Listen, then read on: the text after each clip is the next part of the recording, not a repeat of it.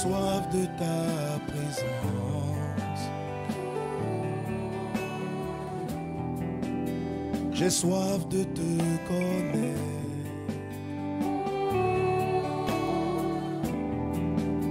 Je veux apprendre de toi.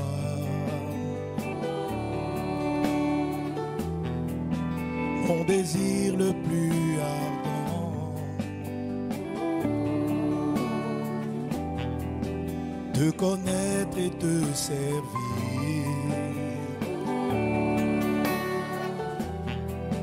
Mais je ne sais comment faire. Oh, montre-moi, montre-moi la voie. Révèle-toi à moi. Montre-moi la voie. Afin que je te connaisse. Montre-moi la voie. Montre-moi la voie. Révèle-toi à moi. Révèle-toi à moi.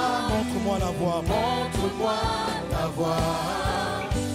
Afin que je. Montre-moi la voie. Montre-moi la voie. Révèle-toi à moi. Révèle-toi à moi. Montre-moi la voie. Afin que je. Montre-moi la voie. Montre-moi la voie. Seigneur, révèle-toi à nous. Révèle-toi à moi. Montre-moi la voie.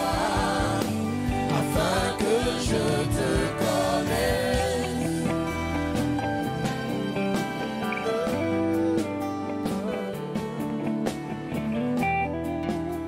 Mon Dieu, j'ai soif de toi.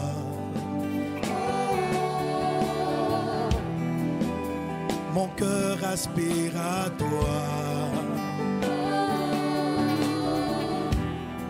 Je désire tellement te connaître et toujours marcher dans tes voies.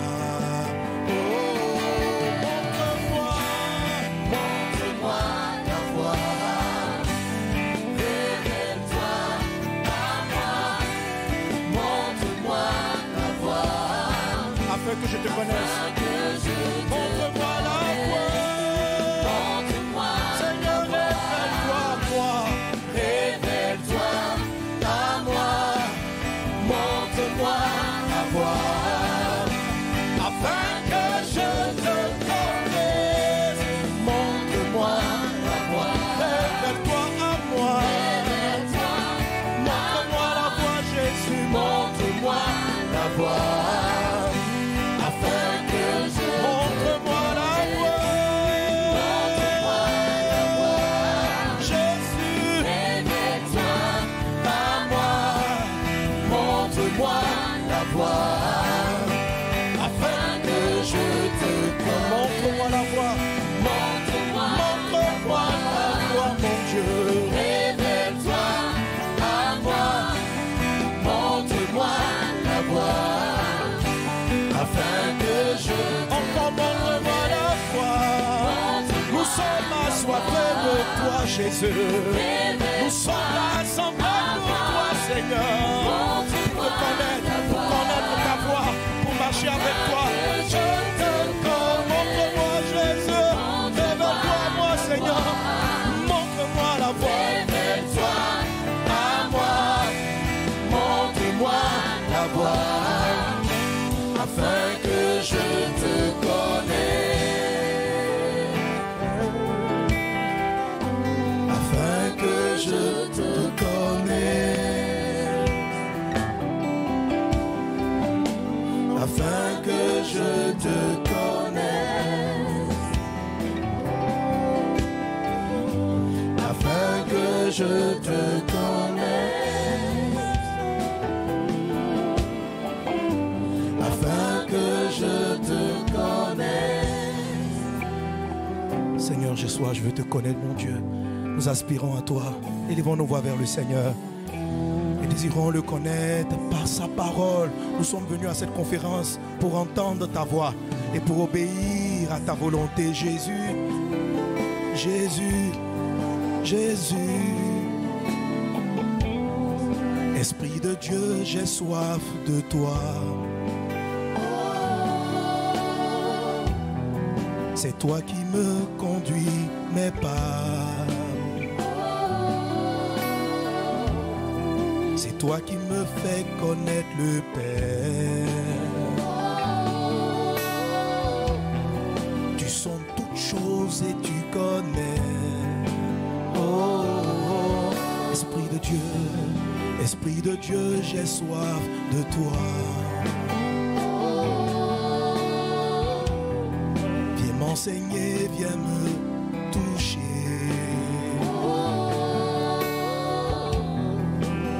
Révèle-moi qui est Christ.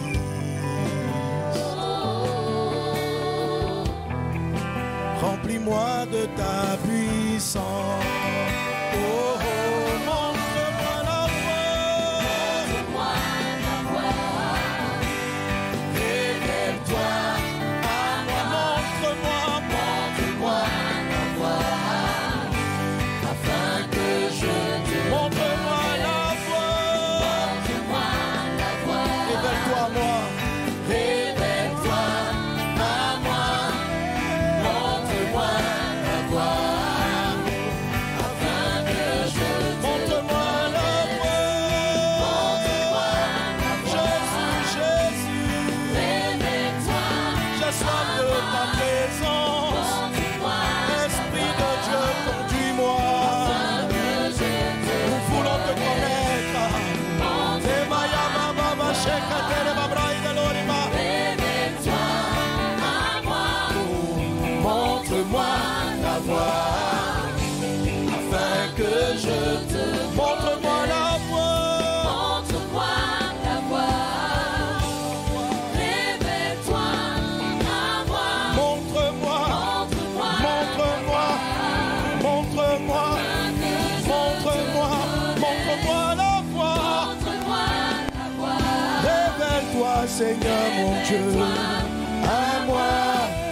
Montre-moi la voie, afin que je te connaisse. Oh, afin que je te connaisse. Oh, afin que je te connaisse. Te connaître, mon Dieu, te connaître, mon roi. Afin que je te connaisse Jésus, te connaître Seigneur, afin que je te connaisse. Afin que je te connaisse. Nous avons soif de toi, nous voulons te connaître, nous sommes venus à tes pieds Jésus pour apprendre de toi. Révèle-toi à nous Seigneur Dieu, révèle-toi à nous, révèle-toi à moi. Révèle-toi à nous, Seigneur. Parle à nos cœurs. Révèle-toi à nous, Jésus, afin que je te connaisse. Un peuple assoiffé de toi, assemblé dans le monde entier. Seigneur, connecté à ce programme pour te toucher, pour te connaître, pour grandir avec toi, pour pouvoir te servir. Nous voulons briller de ta gloire. Que ta lumière brille et que les hommes te voient au travers de nous, qu'ils nous voient tes œuvres au travers de nous. Seigneur, nous voulons te connaître. Comment pouvons-nous présenter le Dieu que nous ne connaissons pas? Comment pouvons-nous te modèle si nous ne connaissons pas tes voix? Révèle-toi à nous, révèle-toi à moi, révèle-toi à nous, Esprit. Révèle-toi à nous, Jésus. Parle à nos cœurs, parle à nos cœurs, parle à nos cœurs, parle à nos cœurs, afin que je te connaisse, témoigner de toi, parler de toi, faire ta volonté. Oh mon Dieu, te connaître, afin que je te connaisse. Nous voulons te connaître, nous sommes là assemblés, Seigneur Dieu, pour entendre ta voix. Brinda sakatari babraida soro bara la glorianda bradase. Shenda rababrada soro bara la glorianda brada sunta rababu. Recatalianda brada sere bara la brise. Au nom puissant de Jésus. Merci Seigneur mon Dieu. Merci Père pour ta grâce divine. Merci Saint-Esprit. Merci pour ta présence. Sois élevé Jésus. Nous acclamons encore le roi des rois, le Seigneur des seigneurs. Merci Jésus. Alléluia. Amen. La parole de Dieu nous dit d'honorer de tels hommes, des hommes qui ont manifesté le fruit de Dieu, des hommes qui sont une bénédiction pour nous, d'honorer de tels hommes. Et je suis vraiment privilégié, honoré d'avoir pour frère, d'avoir pour proche cet homme de Dieu, le porteur de cette vision. Alléluia. En regardant la conférence et tout ce qu'il y a, je suis édifié. Année après année, il y a des choses vraiment extraordinaires. Alléluia. Et quand vous regardez cette œuvre, quand vous regardez cette vision, vous voyez ce dont j'ai commencé à nous parler la dernière fois, la sagesse que Jésus a demandé d'avoir, que Jésus a demandé de copier, la sagesse du serpent. Alléluia. Même si c'est un mot qu'on n'aime pas, un nom, pardon, qu'on n'aime pas, mais force est de reconnaître, tu vas voir avec les points qu'on va aborder, combien de fois cette sagesse-là opère dans cette vision à impact centre chrétien. Alléluia. Pour prospérer dans un environnement pareil, pour ouvrir autant d'assemblées, pour manager, pour former autant de disciples, des fils et des filles. Frère, c'est une sagesse divine. Ce n'est pas évident. Il y a beaucoup d'églises, il y a beaucoup de communautés. Et vous savez très bien que malgré les coups, malgré l'oppression, dans le corps de Christ, en dehors du corps de Christ, Dieu ne fait que continuer de bénir cette œuvre. C'est une sagesse divine. Et je veux rendre grâce à Dieu pour mon frère, pour le serviteur de Dieu, le pasteur Yvan Castano, pour son épouse, femme extraordinaire. Alléluia.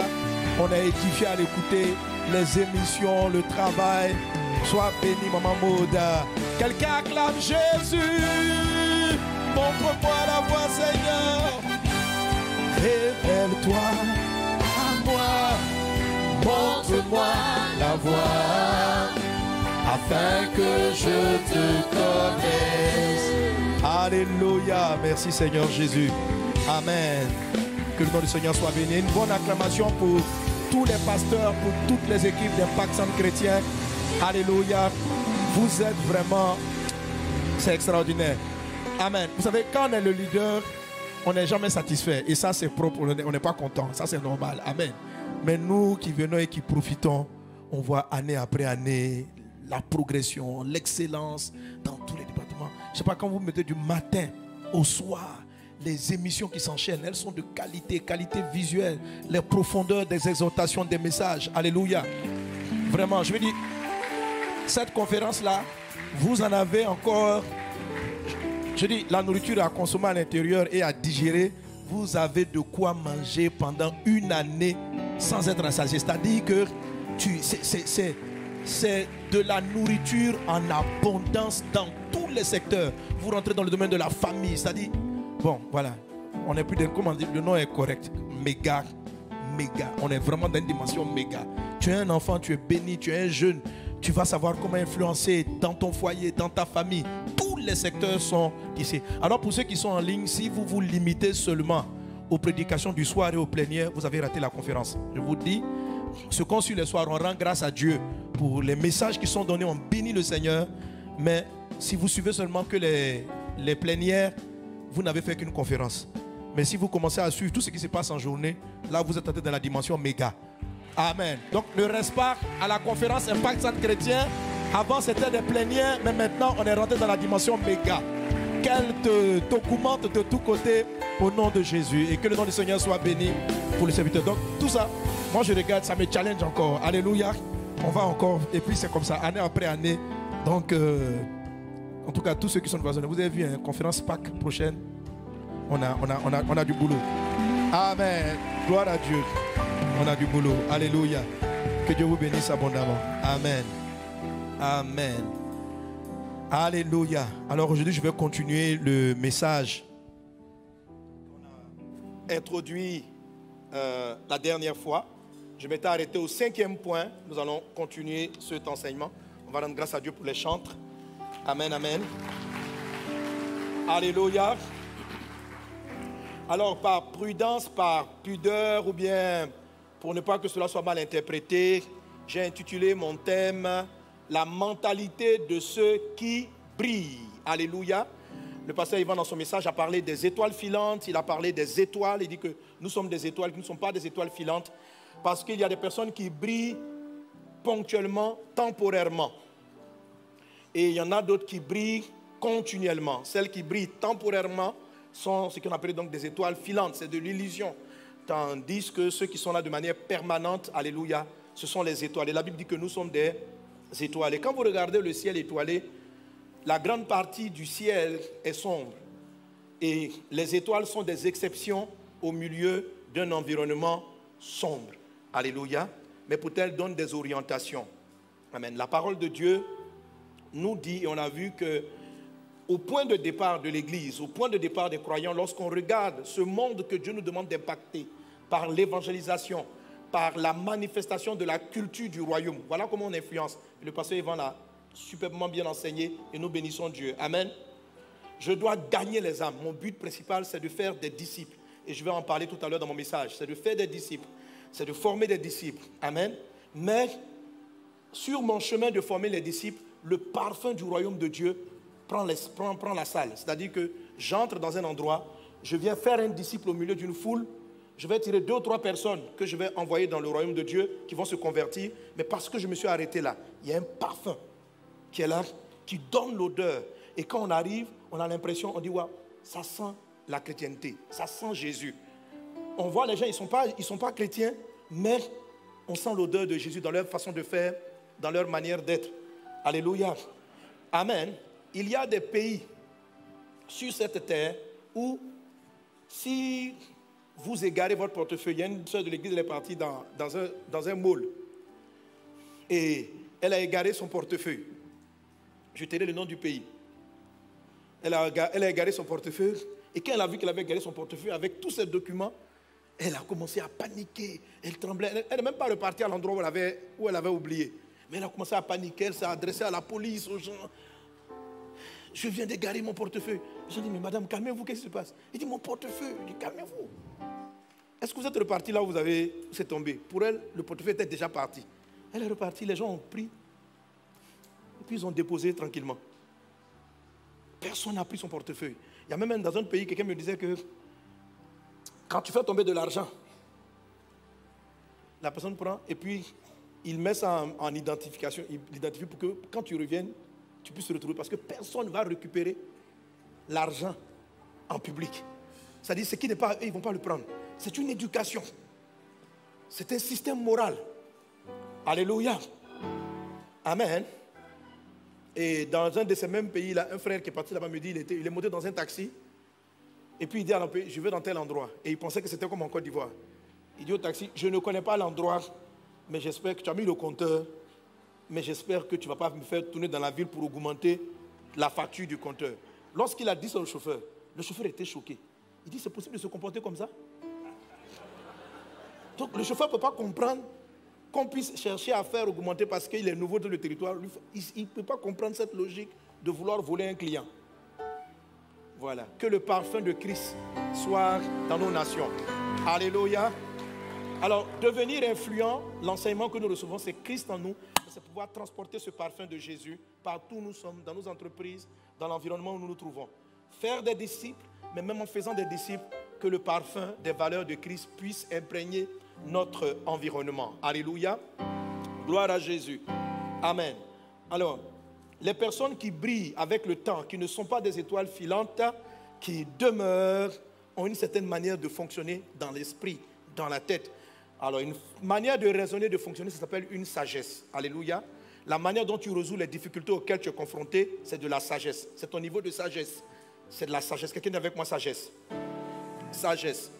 Et mon sous-thème, qui est en fait le thème principal, c'est 10 principes de sagesse du serpent pour briller. 10 principes de sagesse. 10 principes de sagesse du serpent pour briller. Alléluia. Pourquoi je parle particulièrement de la sagesse du serpent? À cause d'un conseil de Jésus, même pas un conseil, une recommandation de Jésus-Christ lui-même. En Matthieu chapitre 10, verset 16, Jésus dit, voici, je vous envoie comme des brebis au milieu des loups. Alléluia. Donc Jésus nous dit, voici votre feuille de route. Vous partez en mission. Quelle est cette mission? Briller. Quelle est cette mission? Manifester mon règne. Je vous envoie en mission. Mais soyez conscients d'une chose, vous êtes des brebis au milieu des loups. C'est-à-dire, les personnes vers lesquelles je vous envoie contrôlent les systèmes financiers, économiques, sociaux, la religion, etc. Et ces personnes-là n'aiment pas vos valeurs. Satan pouvait dire ceci à Jésus. Je crois que demain, j'en toucherai un point. Satan pouvait dire ceci à Jésus. Il a dit ceci à Jésus. Il dit, si tu te prosternes devant moi, je te donnerai... La Bible dit d'abord, pardon. En un instant, il a fait voir à Jésus tous les royaumes de la terre et leur gloire et leur richesse. Et il dit à Jésus, je peux te la donner si tu te prosternes devant moi, car cela m'a été donné. La plupart des nations, la plupart des pays sont contrôlés par des gens qui ne marchent pas avec Jésus. Si vous prenez la plupart des chefs de l'État, ils ne sont pas chrétiens. Et certains d'entre eux sont carrément même des antichrists qui combattent l'évangile délibérément. Est-ce qu'on est ensemble? Amen. Je peux demander au son de me donner un peu plus de retour. Merci. Un peu plus de retour. Alléluia. Donc Jésus-Christ nous envoie comme des brebis au milieu des loups. Mais ça ne veut pas dire que nous allons perdre. La Bible dit que nous sommes des rois. Alléluia. Et Jésus est un roi. Et Jésus lui-même est venu comme une brebis au milieu des loups. Mais il a renversé la situation. Il est devenu le roi des rois. Quelqu'un acclame le Seigneur Jésus. Alléluia. Amen. Alors Jésus dit, soyez sages ou soyez prudents comme les serpents. Soyez sages comme les serpents et simples comme les colombes. Il y a un autre message pour la colombe. Amen. Pour la colombe, il faut être simple. Mais en termes de wisdom, en termes de sagesse, c'est la sagesse à copier celle du serpent. Pourquoi? Rapidement. Parce que le serpent, comme vous le savez, est un animal que tout le monde déteste. Le serpent a été maudit par Dieu lui-même à la création. Mais en dépit de cela, malgré ses handicaps, il a été privé de pieds, il a été privé de Dieu. Le serpent voit de manière très floue. Le serpent n'a pas d'ouïe, il n'a pas d'oreille. Il a une oreille intérieure. Pour que le serpent sente la présence d'une personne, il dépose le bas de la tête sur le sol et il entend les vibrations à l'intérieur de lui. C'est comme ça qu'il discerne la présence de personnes et qu'il la vise. Sinon, il voit flou. Certains sont arrivés à développer la vue au point de voir l'infrarouge. Ils voient la chaleur des animaux et c'est comme ça qu'ils repèrent leur proie. Donc c'est un animal qui est profondément défavorisé. Et malgré qu'il soit défavorisé, malgré qu'il ait été maudit par Dieu lui-même, le serpent prospère. Les serpents prospèrent. Les serpents sont dans tous les climats. Le serpent est un animal qui n'est pas en voie de disparition. Le serpent continue de se multiplier. Le serpent est dans le désert, le serpent est dans les mers, le serpent est dans les palmiers, il est dans les arbres, il est dans toutes sortes d'environnements. Il prospère partout. Tandis que toutes les autres espèces animales ne prospèrent pas partout. Il y a quelque chose de très particulier. Pourquoi le serpent persiste partout? Pourquoi le serpent brille? Alléluia, à sa façon. Pourquoi le serpent brille malgré qu'il soit combattu? C'est ce dont Jésus a voulu nous parler. Je vous envoie comme des brebis au milieu des loups. Soyez sages comme des serpents. Alléluia. Et on a traité la sagesse de la bouche. Amen. La sagesse des handicaps. La sagesse de l'adaptation. La sagesse de la non-dépendance. Et j'ai fini avec la sagesse du contentement. Allons à la sagesse du contentement. Est-ce qu'on est ensemble? Alléluia. Amen. Je ne t'entends pas bien. Je ne t'entends pas bien. Amen.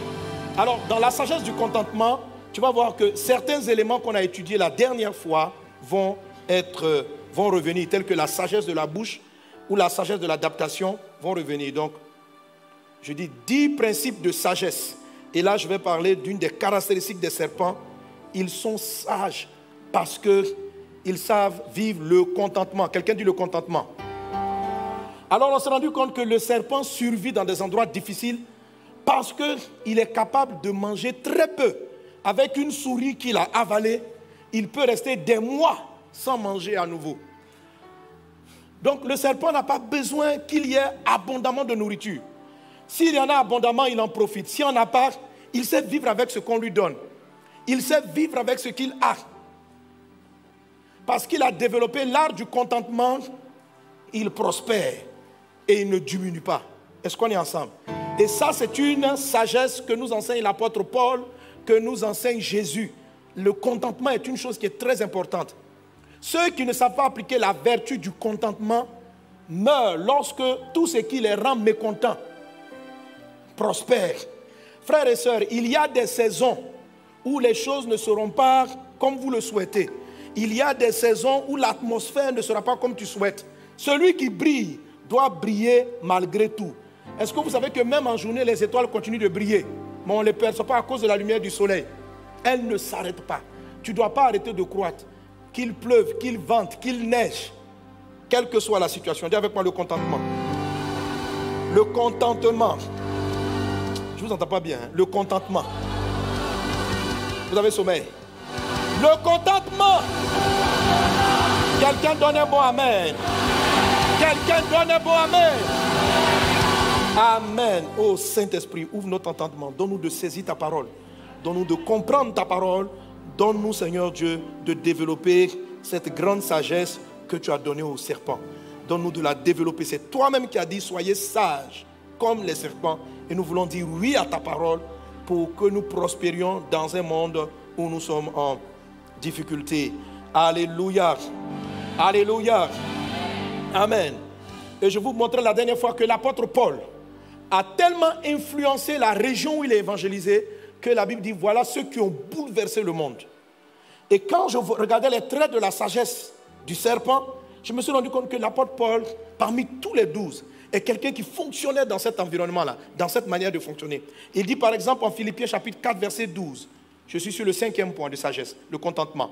Je sais vivre dans l'humiliation, je sais vivre dans l'abondance. Je sais vivre quand les choses qui sont autour de moi font honte. Je sais vivre quand il y a très peu. Un homme de Dieu, un chrétien, doit pouvoir s'en sortir, prospérer, même avec un petit salaire. Alléluia. Amen. Ta situation salariale, c'est-à-dire que si ta joie, si ton bonheur dépend de l'environnement, des circonstances, tu es en danger. Tu peux devenir une espèce en voie d'extinction. Amen. Ce qui a fait que Joseph a brillé, c'est sa capacité à faire prospérer l'Égypte dans les temps difficiles. Qu'est-ce qui va faire que le monde va nous solliciter? Qu'est-ce qui va faire que le monde va nous suivre? C'est notre capacité à produire, même quand c'est petit. Si quand tout va bien, c'est là que nous on brille. C'est pas quand le soleil brille. On ne voit pas les étoiles, même si elles continuent de briller. Les étoiles sont plus belles lorsque tout est compliqué. Quand l'atmosphère est sombre, les étoiles brillent mieux. Alléluia. Amen. Alors un chrétien qui ne sait vivre sa vie chrétienne que lorsque l'environnement, tout va bien, il ne peut pas briller. Tu dois développer cet art-là. C'est-à-dire que quand tout fait honte, toi tu brilles. Quand tout est compliqué, tu brilles. Pour développer cela, il faut avoir ce qu'on appelle une mentalité du contentement. C'est-à-dire, tu es capable de regarder le très peu et à partir du très peu de faire la différence. C'est quelque chose que tu dois cultiver. Les animaux qui venaient beaucoup à manger ont disparu. Quand les sécheresses arrivent dans les endroits, il y a des saisons de sécheresse, il y a des saisons de disette, il y a des saisons de crise financière. Ce n'est même pas lié à ta foi. Il y a des moments où tout le monde perd le travail. Comme cette période du vide zéro, je l'appelle le corona, je l'appelle vide. Amen. Je lui ai enlevé le co là. C'est parce que co ça veut dire couronne. On dit virus à couronne. Donc je lui enlève le co. Il n'est plus co. Ça fait vide. Voilà. Et je lui enlève le 19. Je lui donne un 0 pointé. Donc. Amen. Alléluia. Gloire à Dieu. Les églises qui savent vivre le contentement, même dans la période du vide zéro, ont prospéré. C'est-à-dire, c'est une sagesse qui fait que, même si on te laisse et qu'on disperse toutes tes fidélités, reste un, tu peux encore faire la différence. Il y a des gens qui n'apprennent qu'à fonctionner qu'avec lorsque tout marche, quand tout est bien. C'est quoi le mot contentement? Le contentement, c'est savoir être content avec peu. C'est ça le contentement. Le contentement, c'est savoir être content avec peu. C'est savoir être content avec peu. Alléluia. C'est une sagesse. Et l'apôtre Paul dit, j'ai appris à vivre. Tu dois apprendre à vivre avec peu.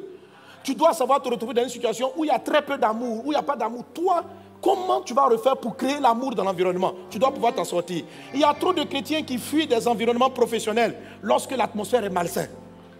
Un chrétien, la sagesse du serpent, c'est que même si l'endroit est bizarre, qu'est-ce qui fonctionne? Quel est le peu qu'il y a? Je me saisis de cela et puis je le développe. C'est ce qu'on appelle le contentement. Alléluia. Il y a des endroits, il y a des chrétiens qui ont démissionné de certains endroits parce que l'atmosphère générale était malsaine. Mais comment tu peux briller si tu fuis, toi tu fuis quand ça ne va pas? Tu fuis les départements parce que là-bas il y a une mauvaise atmosphère. Mais tu brilles comment? Comment toi tu veux briller où tout brille? Tu ne vas jamais manifester la sagesse que Dieu a déposée en toi si tu ne cherches qu'à vivre dans les endroits où tout va bien. Pharaon a un rêve. Joseph arrive et il interprète le rêve. Il dit, il va avoir des périodes d'abondance, il va avoir des périodes de disette. Pendant la période d'abondance, toutes les nations de la terre ont profité. Mais comme Joseph avait une sagesse d'anticipation, et je vais en arriver tout à l'heure avec le point numéro 6, il a compris le songe du Pharaon, il a su anticiper. C'est pendant la période de crise que l'Égypte est devenue la plus forte nation. Les périodes de crise ont rendu des pays comme les États-Unis des grandes nations.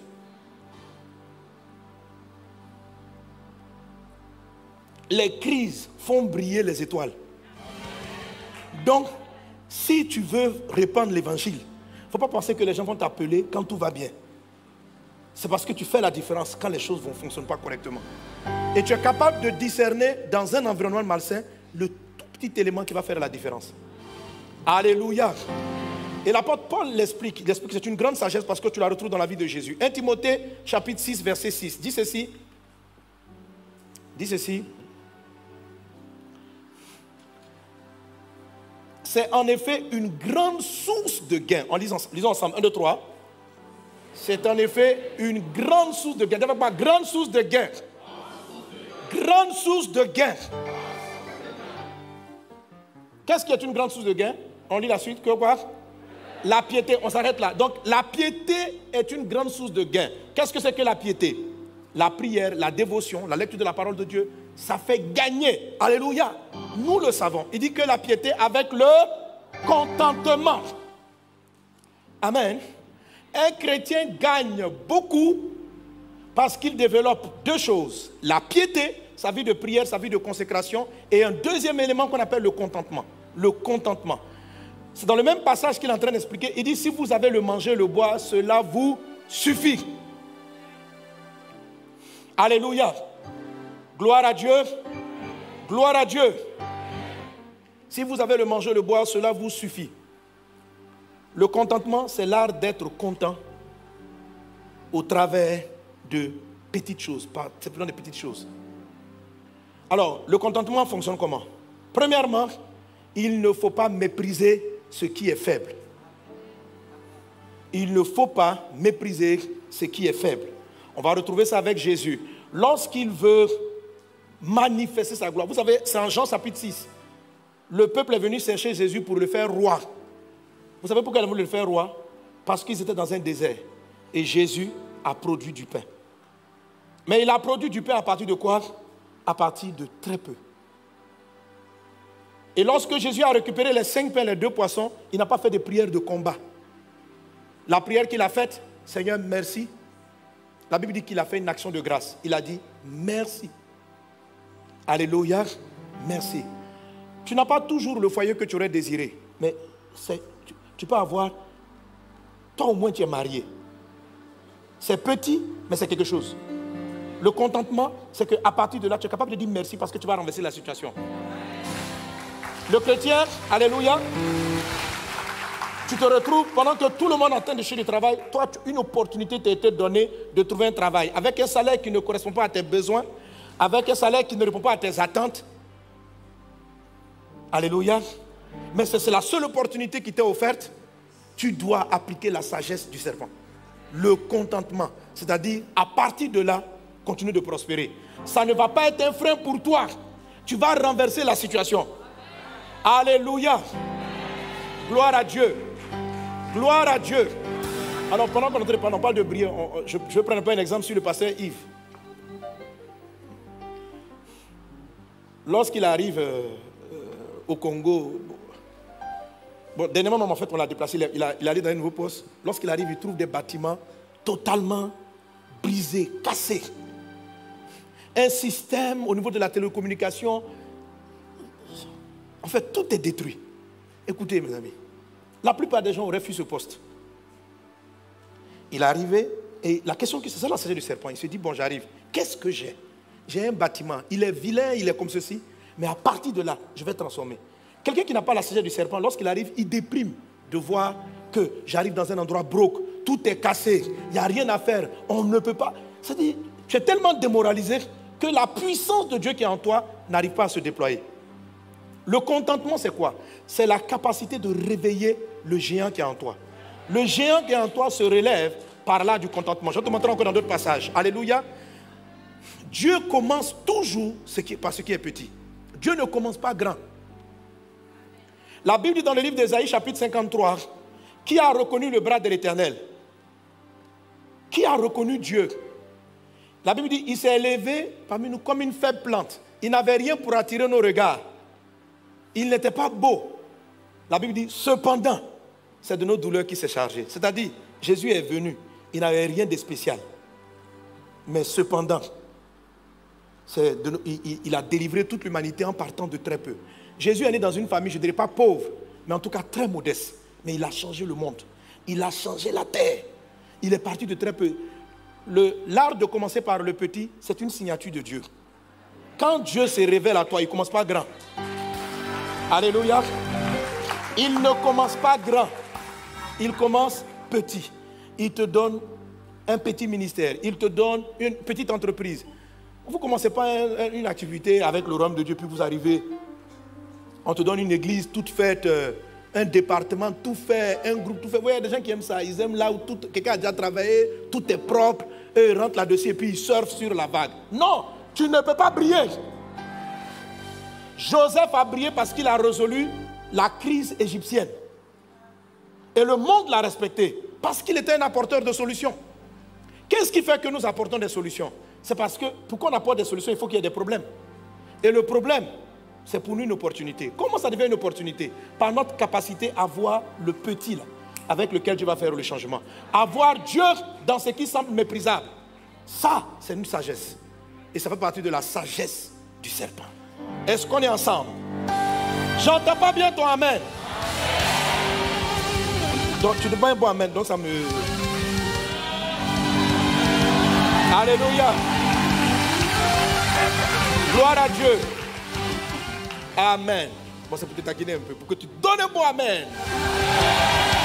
C'est avec moi le contentement. Le contentement. Amen. Vous savez, j'aime l'histoire de la multiplication des pains. La Bible dit, il y avait 5000 hommes, sans compter les femmes et les enfants. Mais la solution de Dieu est venue de la main d'un enfant qu'on n'avait pas compté. C'est lui qui tenait les 5 pains et les 2 poissons. Alléluia. Amen. C'est-à-dire qu'ils ont compté 5000 hommes. On n'a pas compté les femmes, on n'a pas compté les enfants. C'est-à-dire que les enfants, ça compte pour du beurre. Mais pour nourrir tout le monde, la Bible dit, il y avait un garçon, un enfant, qu'on n'avait pas compté. Mon ami, je sais qu'on ne t'a pas compté.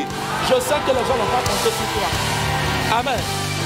Lorsqu'on a fait le calcul des intellos en France, on ne t'a pas compté. C'est ce que Dieu aime. Lorsqu'on a fait, alléluia, lorsqu'on a fait le calcul des juristes, on dit qui peut donner le droit en France, on ne t'a pas compté. C'est ce que Dieu aime. Dieu aime ça. Amen. Parce que Dieu prend ce qui est faible pour confondre ce qui est fort. C'est pourquoi il dit, je vous envoie comme des brebis. Mais pour que nous puissions apprécier la force de la brebis, il faut savoir être content de la brebis. Il n'y a pas de complexe à être une brebis. Parce que quand nous sommes faibles, c'est là qu'il est fort. Alléluia. Si tu comprends la sagesse du contentement, tu vas comprendre pourquoi à la fin de l'histoire, on va compter sur toi pour écrire les lois françaises. On va compter sur toi, on va venir te demander conseil. On va venir te demander conseil. On va venir te demander conseil. Parce que tu comprends ce qu'on appelle l'art du contentement. Amen. Il y a d'autres éléments de la sagesse du serpent qui vont venir par la suite. Mais c'est vraiment important. Est-ce qu'on est ensemble? L'art du contentement, la Bible dit que c'est une grande source de gain. Ça fait gagner. Ça fait gagner. Moi, personnellement, c'est dans le contentement. Les gens me demandent souvent, parce que quelle est la clé des ressources financières que vous avez pour les croisades. On ne prend pas les dons en Europe. Non. Les dons, ça vient de l'art du contentement. Le ciel s'ouvre. Je sais pas, c'est-à-dire que le ciel s'ouvre quand vous savez rendre grâce pour ce qui est petit. Je vous ai souvent rendu le témoignage de ce qui s'est passé en Centrafrique. Lorsqu'on était à la croisade in Centrafrique. À un moment donné, on a lancé cette campagne en 2017. C'est une campagne qui nous a coûté près de, je dirais, un demi-million de dollars. Il a fallu amener tout le matériel depuis la Côte d'Ivoire, louer 2 avions. Je n'avais jamais fait ça auparavant. Et arrivé à la croisade, à un moment donné, l'équipe financière me dit, pasteur, par rapport au projet que tu as pour la dernière semaine, bon, on avait pratiquement fini. Il nous fallait à peu près 30 millions de CFA. Ça fait combien? Ça fait à peu près 50 000 euros. C'est ça? Il nous fallait à peu près ça. J'ai dit, waouh. J'ai dit, tu vas pourvoir. Et je me souviens, à cette période-là, il y avait la conférence des femmes ici. Donc, j'ai quitté Bangui, je suis revenu sur Paris, j'ai fait un trip assez serré là. Je suis revenu ici, j'ai prêché et je vous assure que quand je quittais Bangui pour venir ici, je m'attendais à ce qu'un frère centrafricain touché, ayant vu les... Parce qu'on a fait 1 mois de croisade. Donc, je m'attendais à ce que, bon, quelqu'un dit, Pasteur Sanogo, nous avons vu tout ce que vous faites dans notre pays, la Centrafrique, et voilà ma participation. Frère, je suis arrivé ici, j'ai prêché. On a montré les vidéos des premières semaines. Personne ne m'a vu. Bon, il y a des gens qui m'ont vu, ils m'ont donné que... en fait, je me souviens pas même que quelqu'un a donné. Je crois qu'ils ont envoyé leur don là-bas. Donc, je suis parti, j'ai dit, ah, mais Dieu. Parce que pour moi, je ne peux pas trouver 50 000 euros à Bangui. Le pays est tellement pauvre. Et quand je quittais Paris, je descendais sur Abidjan. Donc, je me suis dit, bon, de toute façon, Dieu est parti d'Abidjan pour financer toute la première partie de la croisade. Donc, sûrement que quelque chose va se passer quand je vais arriver. Je quitte ici, je crois, un samedi, j'arrive, je fais le culte là-bas le dimanche. Je prêche bien, tout se passe bien.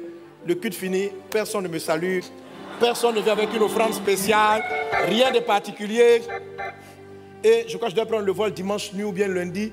Et puis quand je quitte la Côte d'Ivoire pour repartir à Bangui pour la dernière semaine de croisade, je dis, Jésus, comme ça, ni en France tu m'as aidé, ni à Abidjan.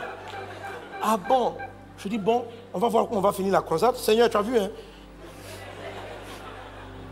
Et j'arrive, et le dimanche qui a suivi, je prêchais dans une église à Bangui. Et puis pendant que je prêchais, vous savez, le peuple est pauvre, donc les frères, les gens étaient tellement touchés, ils sont venus, puis ils jetaient des pièces. Des pièces. Et ils les jetaient à mes pieds. Et le protocole qu'elle a dit, bon, ramassez les pièces. Et je voyais la manifestation de leur amour pour Dieu. Comment ils étaient touchés par la parole. Et j'étais reconnaissant à Jésus. Et puis on a soulevé le sac de pièces. Après, le pasteur a mis toutes les pièces. C'était l'offrande de ma prédication. Plein de pièces. Le sac était lourd. J'étais avec mon protocole Hervé. Donc Hervé, j'ai dit, Hervé, prends le sac. Et on est parti. On arrive à l'hôtel.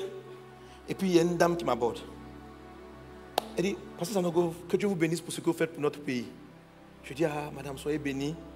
Et puis elle tend encore un sac qui ressemblait un peu au premier sac lourd de pièces. Et je soulève le sac, il est lourd. Je dis que Dieu vous bénisse. Mais j'étais vraiment content de la manifestation d'amour. Et je me suis réjoui de ces quelques pièces-là. Et quand on rentre dans la chambre, je suis très fatigué, je m'endors directement.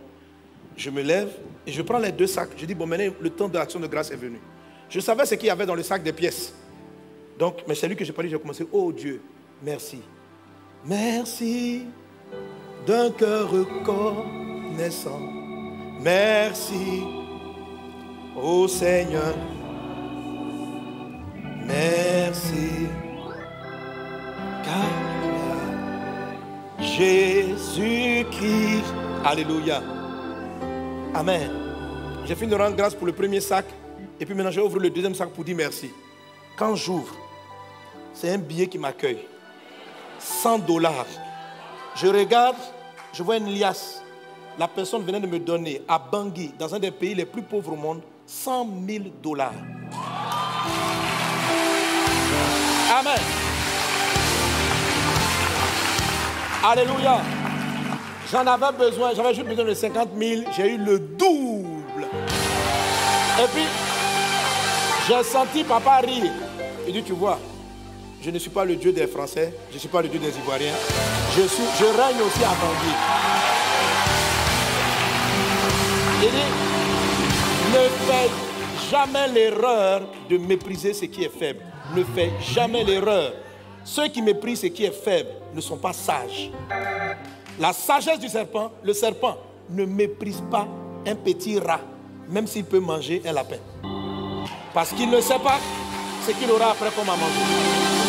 Il ne méprise rien. Est-ce qu'on est ensemble? Alléluia. Et pour finir avec l'épisode du contentement, le contentement, c'est l'art de savoir trouver les opportunités de Dieu. Est-ce qu'on est ensemble? C'est-à-dire que voir dans une circonstance ce qui peut être opportun. Amen, amen. Amen. Reçoit la sagesse numéro 5 du serpent. Alléluia. Regardez par exemple, avec la situation du vide zéro, je bénis le Seigneur. Impact Centre Chrétien a progressé. Nous aussi à Abidjan, on a progressé. L'église n'a pas diminué. L'église s'est multipliée. La clé, le contentement. J'ai un objectif, faire grandir l'œuvre de Dieu. Faire de toutes les nations des disciples. C'est ma mission. Prêcher l'évangile à tout le pays. Donc, quelle que soit la situation, je dois pouvoir profiter de toute opportunité pour manifester la parole de Dieu. Donc, le contentement, c'est savoir regarder même les petites opportunités. Alors, parmi ces éléments-là, des choses qui nous ont aidés. Amen. Donc, à un moment donné, on ne pouvait pas du tout se réunir. Donc, ça nous a fait, déjà par la grâce de Dieu, par anticipation, on avait développé les cultes en ligne, les formations en ligne. Vraiment parce que j'avais déjà la vision qu'il fallait faire, que le monde allait basculer. Et qu'il fallait s'adapter, il fallait aller faire une église en ligne et que les choses allaient changer. Et ça, c'est une des sagesses du serpent qu'on va voir tout à l'heure. Amen. Cette capacité d'anticipation et de se mettre à jour très rapidement. Alléluia. Donc on avait déjà développé beaucoup d'aspects. Les cours en ligne, l'école du dimanche en ligne, nos écoles de disciples étaient déjà en ligne avant la situation du vide zéro. Et quand on arrive, on dit, bon, on ne peut plus se réunir. Regardez ceux qui ont manqué. Je vais voir après, hein, on va le voir. Mais les grandes anciennes églises qui n'ont pas su se réadapter avant ne savaient pas comment on allait en ligne. Ça leur a pris du temps. C'est des ressources qu'ils ont perdues. C'est comme ça que les églises meurent. C'est pour ça qu'il y a des espèces animales qui disparaissent. Parce qu'elles n'ont pas la sagesse du serpent, qui est capable de se... Et ça, c'est le point d'après. Se rajeunir, en fait, par la mue. Amen. Être constamment en avance. Est-ce qu'on est ensemble? Alléluia. Et puis, à un moment donné, le gouvernement a autorisé qu'on puisse se réunir, mais en mode de 50. J'ai dit, mais Jésus, l'église principale où on est plus de 10 000. Beaucoup plus que 10 000. 50 personnes, ça ne vaut pas la peine. Mais j'ai regardé ça. J'ai dit, Jésus, on peut gagner quelque chose ici. Il y a une opportunité. Et j'ai commencé à prier. Tu vois, je ne suis pas tombé dans la dépression. Comment 50 personnes? À quel moment on va tomber 50 personnes? Tu vois, la sagesse du serpent, si on te dit 50, essaye, trouve un moyen de prospérer avec 50. Alors, ça m'a amené à réfléchir. J'ai commencé à prier. Et c'est là que tu vas voir le dernier élément sur la sagesse du contentement du serpent. J'ai commencé à prier, puis l'Esprit me dit, mais bon. Donc, fais beaucoup de groupes de 50 et puis place ton culte. Pourquoi? Parce que bon, on n'a pas la même réalité qu'en France. On voulait que tout le monde aille en ligne. Même si l'église était en ligne, chez nous, par exemple, on paye l'Internet par data. Ce n'est pas un forfait. Voilà, donc tu payes ce que tu consommes. Même si c'est des prix préférentiels, mais qui fait que la plupart des jeunes n'arrivaient pas à aller en ligne pour suivre le culte en ligne. Les personnes d'un certain âge n'arrivent pas à aller en ligne. Donc on a une bonne partie de la communauté qui arrive à suivre le culte en ligne, mais il y a une grande partie, les jeunes, même s'ils aiment bien aller sur Internet, mais ils ne peuvent pas suivre un culte avec les datas qu'ils s'achètent. Ils ne peuvent pas suivre un culte de 2 heures. Ce n'est pas possible. Ils perdent leur connexion. Donc, au lieu de regarder ça comme étant un problème, c'est ça le contentement. J'ai regardé ça comme étant une opportunité. Et c'est là la force de la bouche du serpent. C'est très important. Il y a une chose que vous devez avoir. c'est que dès l'instant où se dresse un problème, appelez-le opportunité. Il y a toujours une opportunité dans un problème. Amen. Si tu es en crise avec ton conjoint, n'appelle pas ça crise ou problème. Appelle ça opportunité. L'opportunité pour que votre foyer soit meilleur demain. Et vous allez voir que ça va changer la donne. Ça, c'est une sagesse de contentement. C'est-à-dire, chercher qu'est-ce qui fonctionne. Et qu'est-ce que ça peut faire. Alors, on me dit 50 personnes. Mais je n'arrive pas à suivre le culte. Je ne sais pas combien de temps va durer la situation. Mais je regarde la situation et j'ai la parole. Je déclare, cette situation est pour la gloire de Dieu. En fait, c'est une culture que j'ai développée. Quand je suis cerné, je ne sais pas comment faire, je sors la parole. Cette situation va glorifier Dieu. Je déclare. On amène devant Jésus un aveugle de naissance. Un aveugle de naissance. On dit, pourquoi est-ce qu'il est aveugle? Jésus déclare, c'est pour la gloire de Dieu. J'ai demandé au Seigneur, Seigneur Jésus, est-ce que c'est parce que tu savais que Dieu allait faire le miracle que tu as dit c'est pour la gloire de Dieu? Et l'Esprit m'a dit non. J'ai appelé les choses, j'ai utilisé la parole pour faire de cette situation désastreuse une opportunité. Donc, c'est pourquoi nos paroles sont créatrices. Ce qu'on dit, si je dis que c'est une opportunité, mes yeux vont voir l'opportunité. Je vais voir la brèche que Dieu... Il n'y a aucun problème que Dieu ne peut résoudre. Or, Dieu règle les choses par l'art de l'appréciation du petit. Est-ce qu'on est ensemble? Amen. Donc, j'ai demandé mon directeur informatique, je dis, mais qu'est-ce qu'on fait? Je dis, il y a combien de jeunes? Il faut savoir que notre département de jeunes, la dernière fois on a vu ce qu'on appelle on les appelle les Bloom. Bloom. Notre département on appelle Bloom, floraison, Bloom. Donc Bloom, c'est pourquoi vous avez le chantre KS Bloom, en fait, parce qu'il vient de la jeunesse. Donc il a pris le nom Bloom. Vous avez le nom Bloom Trappers. C'est parce que c'est le nom de la jeunesse, en fait. OK? Donc, notre jeunesse, dans la crise, ils faisaient les cultes des jeunes, on devait être peut-être à 300, 400. Au sortir de la crise, les jeunes, quand ils font leur rassemblement, on peut être à près de 2000. Amen. J'ai observé, j'ai vu qu'il y avait une opportunité d'offrir de la data aux enfants. Donc, j'ai mis un budget pour acheter des... Et j'ai dit aux jeunes, partagez, les enfants aiment ça.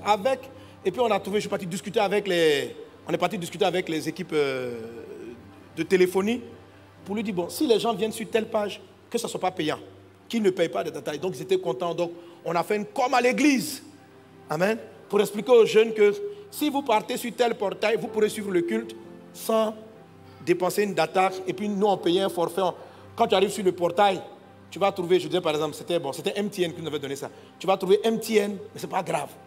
On fait leur publicité, mais nous, nos jeunes, ils pouvaient suivre. Donc, leur culte, alléluia. Parce que j'ai simplement appelé opportunité. Dieu m'a montré l'opportunité. Si tu appelles ça problème, ça sera un problème. Tu regardes, tu dis, cette situation va glorifier le Seigneur. Même quand tu as mal fait, même quand tu as fait des erreurs, dis, ça va glorifier le Seigneur. Et tu vas voir le petit qui va faire la différence. Alléluia. Et avec ça, on a touché beaucoup de jeunes qui étaient attirés parce qu'ils pouvaient venir à l'église pour avoir de la data, pour aller sur le culte.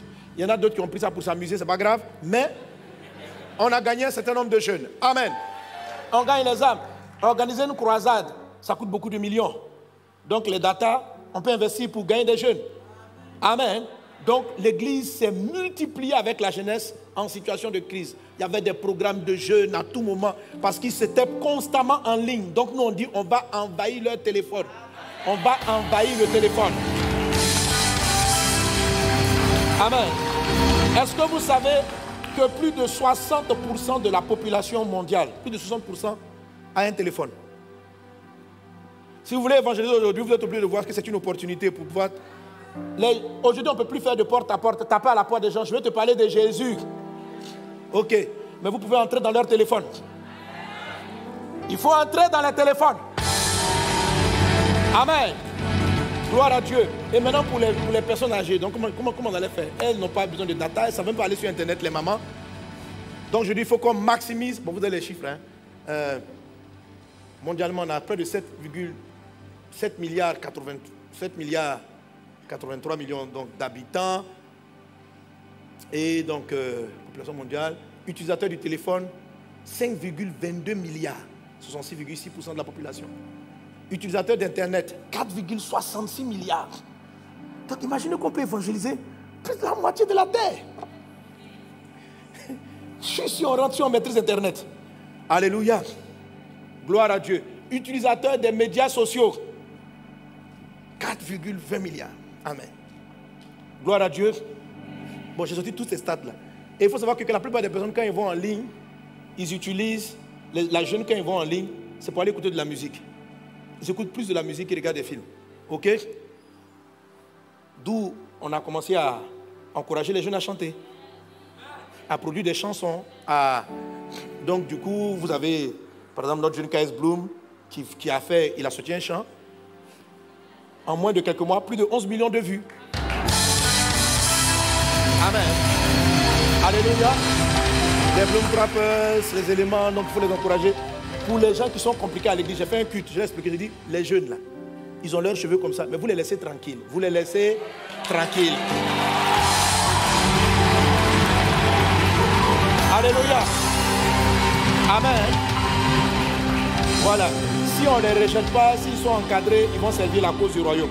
Si on les rejette, qu'ils n'ont plus de repères, qu'ils n'ont plus de père, que dans l'église ils sont rejetés, c'est normal qu'ils vont aller se jeter dans les bras de Satan. Mais s'ils sentent que l'église les honore et qu'ils sont en train de servir Dieu et qu'ils n'ont pas honte, bien sûr qu'ils vont se déployer. Bien sûr qu'ils vont le faire. Amen.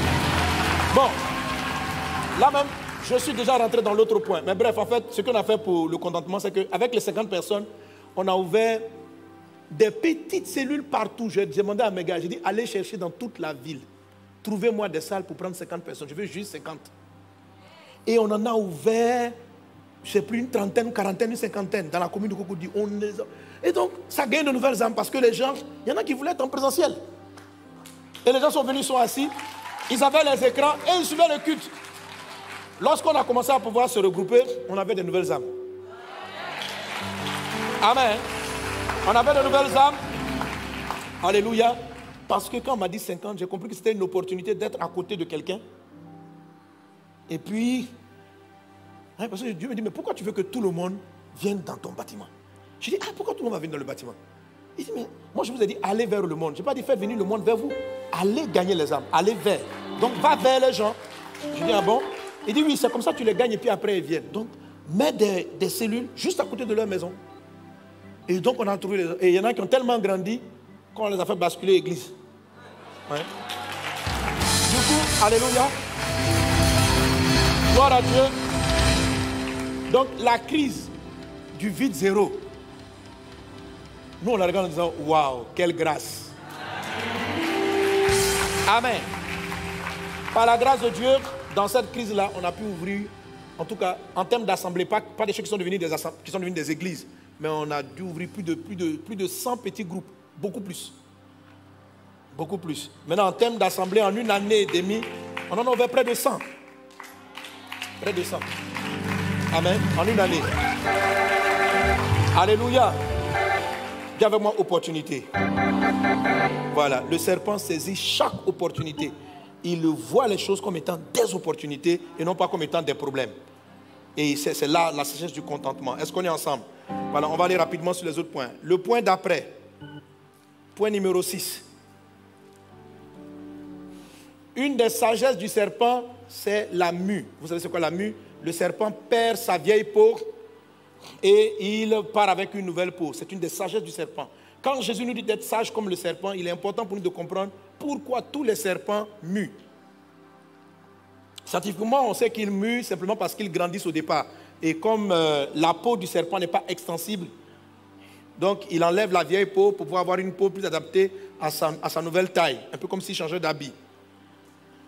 Mais les serpents muent aussi pour rajeunir. Amen.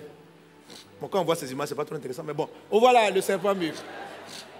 Hein? Moi-même, quand je mettais les images, je dis, oh Dieu, vraiment. J'ai envie d'écraser la tête du serpent. Mais Jésus a dit, soyez sages comme lui. Donc, dis avec moi, le serpent mue. Alors, le serpent mue pour se rajeunir. Il mue pour se rajeunir. Parce que, en réalité, chaque fois qu'il grandit, sa peau ne bouge pas.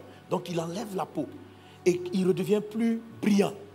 Il devient jeune à nouveau. Dieu dit c'est une sagesse de rajeunir. Alléluia. Alléluia. Est-ce qu'on est ensemble? Amen. Et dans la mue du serpent, pour finir avec scientifiquement ce qui se passe, c'est que vous sentez qu'un serpent va muer lorsque vous voyez au niveau des yeux, c'est-à-dire la vieille peau commence à recouvrir et il voit de moins en moins bien. Déjà, il ne voyait pas bien, mais ça vient recouvrir. Donc, il commence à l'enlever généralement à partir de la tête. Il va, il se gratte contre des cailloux pour dégager sa tête d'abord. Et puis après, maintenant, il fait passer le reste du corps. Et puis il sort et c'est un nouveau serpent qui est tout jeune.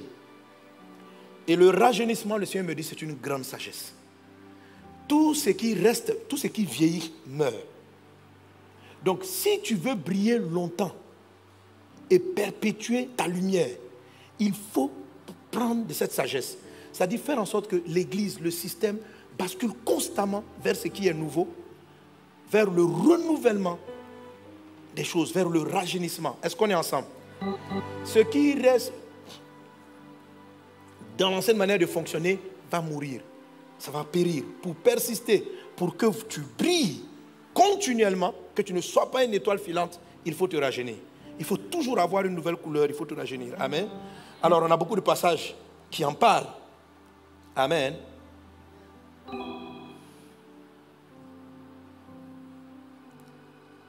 La Bible dit, Romains chapitre 12, verset 1, ne vous conformez pas au siècle présent, mais soyez transformés par...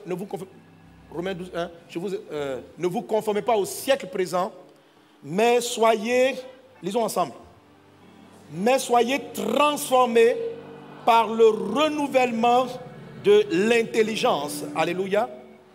Il est dit, on continue, afin que vous discerniez quelle est la volonté de Dieu, ce qui est bon, agréable et parfait. Donc, Dieu nous dit que nous ne pas nous conformer au siècle, mais nous devons faire un travail. Notre intelligence doit se rajeunir, elle doit être renouvelée. Renouvelée, ça veut dire neuve à nouveau. Est-ce qu'on est ensemble? Soyez transformés par le renouvellement neuf à nouveau. Toujours neuf. Faire toujours du neuf. Votre intelligence doit produire du neuf. N'ayez pas une intelligence qui reste vieille. Si vous ne vous renouvelez pas, le monde va vous donner une forme figée et le monde va vous coincer. Le texte, en fait, comme vous le comprenez, ne vous conformez pas. C'est-à-dire, ne laissez pas le monde vous emprisonner. Ne laissez pas le système vous emprisonner. Mais vous-même, pour pouvoir vaincre le système, devenez toujours jeune. Dans vos pensées, adoptez une nouvelle pensée. C'est-à-dire que la manière dont ton intelligence d'hier est passée à un autre niveau. Amen. Elle s'est renouvelée. Alléluia. Et comme je l'ai dit, tout ça, ça fait partie de... C'est l'apôtre Paul, ce sont les messages de Paul. Donc vous comprenez que c'est sa philosophie. Alléluia. Gloire à Jésus. Alors, si on regarde un peu Paul, on va voir son renouvellement. Lorsque Jésus enseigne, est-ce que vous savez que ce n'est pas noté? Quand Jésus prêche, les disciples plus tard vont écrire l'histoire. Le Saint-Esprit va leur rappeler ce que Jésus a fait et ils vont réécrire les évangiles. Mais ce n'est pas du vivant de Jésus que les évangiles ont été écrits. Mais l'apôtre Paul va révolutionner le système de l'écriture en écrivant ses messages, en écrivant ses enseignements, en faisant en sorte que ces messages, par des lettres, il dit cette lettre-là, envoyez-la ici, envoyez-la. Il savait qu'il ne pouvait pas partir partout, mais il a utilisé la technologie de l'époque. Est-ce qu'on est ensemble?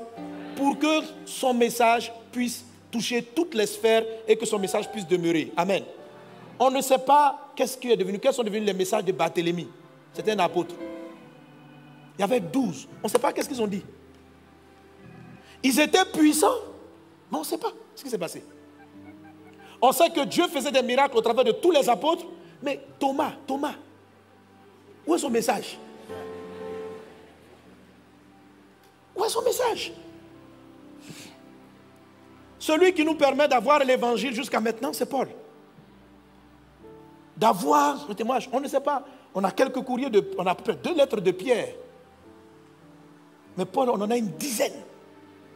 Une dizaine. C'était les courriers qu'il écrivait aux Romains. C'était ses enseignements. C'était ses messages. Il les faisait mettre par écrit. Il les envoyait. Et ça a perduré. Il a utilisé une technologie pour garder son message. C'est la technologie de l'époque. Alléluia. Gloire à Dieu. Amen. Il faut renouveler ton intelligence. Dis à ton voisin, renouveler l'intelligence. Amen. Alors, il y a des éléments donc, trop importants là-dedans. Trop importants. Pourquoi ton entreprise, pourquoi si tu ne te rajeunis pas, ton entreprise va mourir? Elle ne peut que mourir.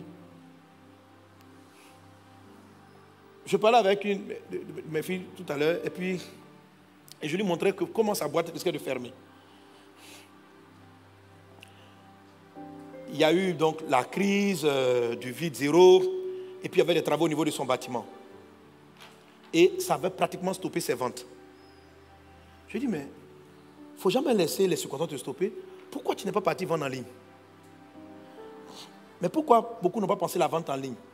Parce qu'ils fonctionnent, ils sont toujours dans les vieux commerces où on est là, on a un étalage.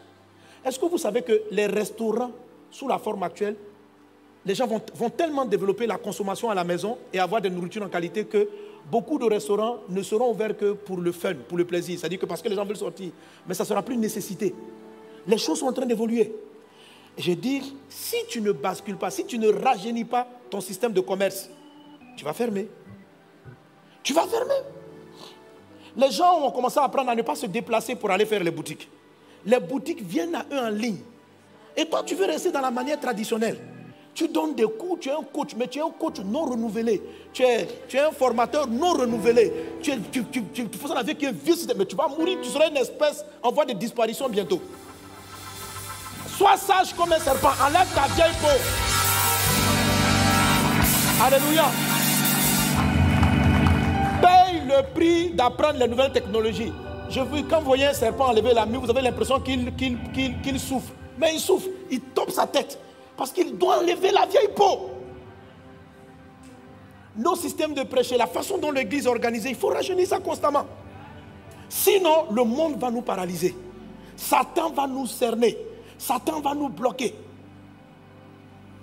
Satan va nous bloquer. Pourquoi beaucoup d'églises ont eu des problèmes?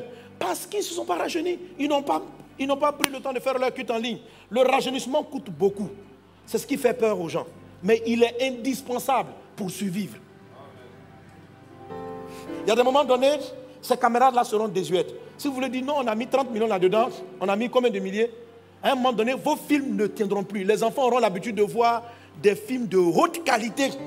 Et toi, tu envoies des films en ligne. Tu dis le plus important, c'est le message. Le plus important, c'est le message. Mais quand on voit, la dernière fois que j'étais là, il y a un film que je voulais absolument regarder. Mais on ne l'avait pas dans les résolutions actuelles. Donc quand je regarde ça sur mon ordinateur, ma fille est venue voir. Elle dit, papa, ou bien, je sais pas si c'est mon fils, comment tu peux regarder des images pareilles? On ne voit rien. C'est quoi ça? Elle dit, ma fille, ça c'était un bon film avant. Dis à ton voisin, renouvellement.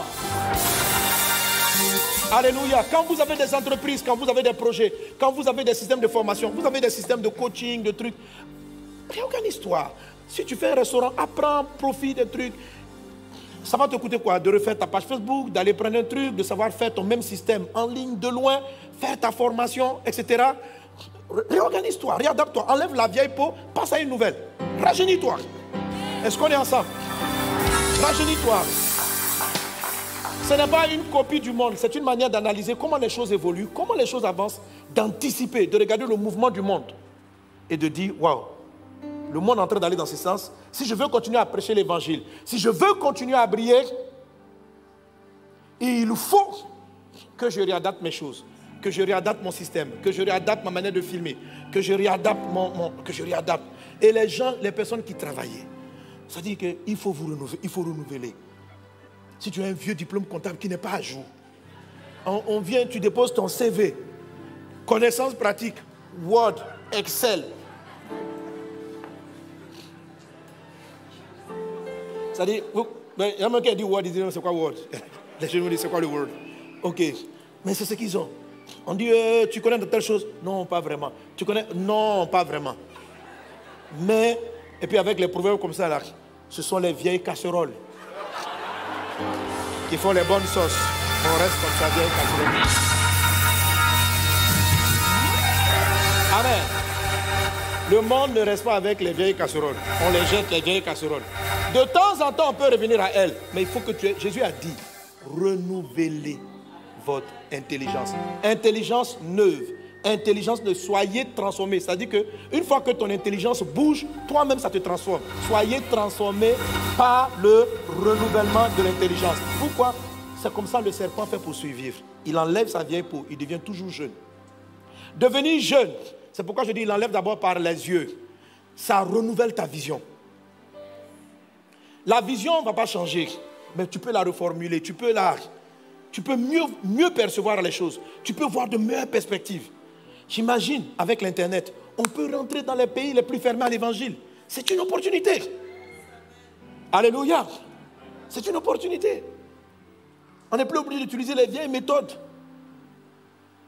D'aller physiquement, et quand tu arrives physiquement, on va te tuer. Mais on ne va pas aller physiquement.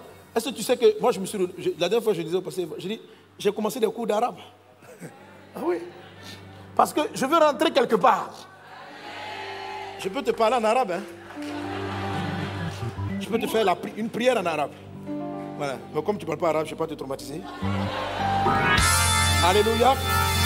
Voilà. Un homme de Dieu, si tu veux vivre, ne te considère jamais vieux. Change ta tête. Ne te considère jamais vieux. Lorsque tu commences à ne plus renouveler ton intelligence, c'est-à-dire que tu as l'impression que tu es arrivé, ta vie va commencer à stationner. Tu ne seras plus productif. Tu ne seras plus productif. Alléluia. Amen. Donc, sens-toi jeune. Quand tu marches, sens-toi jeune. Sois jeune. C'est que avec le temps, les os vont se coincer. Mais, amen. Sois curieux. Qu'est-ce qui caractérise la jeunesse? La curiosité. Les jeunes veulent apprendre. Qu'est-ce qui sort? Ne perds jamais la curiosité. Le jour où tu perds la curiosité, tu deviens une espèce en voie de disparition. Tu vas devenir une étoile filante. Tes valeurs vont disparaître. Tu dois renouveler. C'est un commandement de Jésus. Renouveler votre intelligence. Amen. Ne te conforme pas au siècle présent. Alléluia. Pour ne pas être conforme au siècle présent, il faut renouveler l'intelligence. Quelqu'un donne un bon amen. Alléluia. Ésaïe 40, verset 31. Mais ceux qui se confient en l'Éternel renouvellent leur force. Ils prennent un vol comme les aigles. Ils courent et ne se lassent point. Ils marchent et ne se fatiguent point. Amen. Alléluia. Dieu dit, dans les derniers jours, je vais répandre mon esprit sur toute chair. Ce sont vos fils et vos filles qui prophétiseront. Et je vais leur donner des visions. Il faut que tu aies une nouvelle vision, que la manière de voir tombe et que tu... Bon, quand on dit nouvelle vision, ce n'est pas ton ministère en tant que tel, mais la manière de te comporter, la façon d'agir. Tu dois voir, tu dois continuer de rêver. En Genèse chapitre 18, verset 11, il y a une phrase qui est très belle. La Bible dit que Abraham et Sarah étaient vieux, avancés en âge. Laisse-moi te montrer ce que c'est que le pouvoir de la sagesse du serpent, sagesse numéro 6. Regarde ce qui s'est passé avec Abraham. Abraham et Sarah étaient vieux, Genèse 18, 11. Abraham et Sarah étaient vieux, avancés en âge. Et Sarah ne pouvait plus espérer avoir des enfants. Elle rit en elle-même en disant, maintenant que je suis vieille, aurais-je encore des désirs? Mon Seigneur aussi est vieux. Ok? Ça, c'est Sarah qui dit cela. Mais la phrase qu'elle a prononcée, en fait, la traduction ne fait pas bien ressortir ce dont elle parle. Elle dit, et Sarah ne pouvait plus espérer avoir d'enfant. Elle rit en elle-même en disant, maintenant que je suis vieille, aurais-je encore des désirs? Le mot désir ici, c'est le mot Éden, comme le jardin d'Éden. Elle est en train de dire, elle dit, maintenant que je suis une femme âgée, pour que mon mari et moi on ait un enfant, est-ce que je dois revenir en Éden, la période des amours? Est-ce que je dois, en fait, elle tente de dire, est-ce que je dois, pour qu'on ait des enfants là, il faut qu'on se remette dans un autre climat. Ça veut dire que papa Abraham et maman Sarah ne se touchaient plus. Ils étaient vieux, ils étaient fatigués quand ils dorment. Et tout le monde est vieux, ils sont fatigués. Donc ce qu'elle est en train de dire à l'ange, elle dit, mais mon mari là, il est vieux. Moi-même, je suis vieille. Pour qu'on soit des enfants, pour qu'on ait des enfants à notre âge, il nous faut revenir à une époque. Écoute, pour que tu puisses procréer, pour que ton œuvre puisse continuer de croître, il faut que tu sois jeune. il faut que tu sois toujours à Éden. Il y a un âge où on ne produit plus. Il y a un âge où on n'est plus inventif. Il y a un âge où on n'est plus créatif. Mais l'âge, c'est dans la tête. Alléluia. Si tu arrives à renouveler, il n'a pas dit renouveler votre corps, mais l'intelligence va entraîner directement de l'énergie dans ton corps, de la force dans ton corps. Et c'est ce que Abraham et Sarah ont fait. Ils se sont rajeunis, c'est-à-dire qu'ils ont recommencé à nouveau. Ils sont repartis en Éden. Donc, à jouer au chat et à la souris dans la maison. Et c'était là, papa Abraham, vieux 100 ans, maman. Alléluia. Gloire à Dieu. Amen. Elle a dû recommencer à reporter des sous-vêtements intéressants. Viens voisin, sors de ta retraite, arrête. Tu es déjà à la retraite. Ne sois pas à la retraite. Dieu n'est pas à la retraite. Tu es là maintenant, c'est le temps des jeunes. Ce n'est pas le temps des jeunes. Tu n'as pas encore prié. Est-ce que tu sais ça? Ton temps continue. Est-ce que tu as réalisé le ce pourquoi tu es né? Alors pourquoi tu te mets à la retraite? Je n'ai jamais vu dans la Bible la notion de retraite. Il y a une forme de retraite. Mais Dieu, on est toujours à son service. Il n'y a pas de retraite. C'est le système qui vous dit vous êtes vieux après 60 ans. Asseyez-vous à la maison, vous êtes des gagas. Refuse ça. Continue d'écrire, refuse. C'est dans ta tête ça se passe. Alléluia. Amen. Sois sage comme un serpent. Ne laisse pas les gens te mettre au garage. Parce que pendant que le pasteur il va en train de donner ses séminaires, ceux qui ont passé la soixantaine vont dire, ça c'est pour les jeunes. Ça c'est pour les jeunes. Ce n'est pas un message pour les jeunes. On peut briller à 70 ans. On peut briller à 80 ans. On peut briller à 100 ans. Le pasteur est en train de dire, soyez excellents. Il y a des gens qui vont dire, ils vont dire à leur enfant, tu as compris ce que pasteur Eva a dit? Ton fils comprend, mais toi aussi comprends, ça te concerne. Amen. Quand Dieu a fini avec toi, il prend ton âme et t'amène au ciel.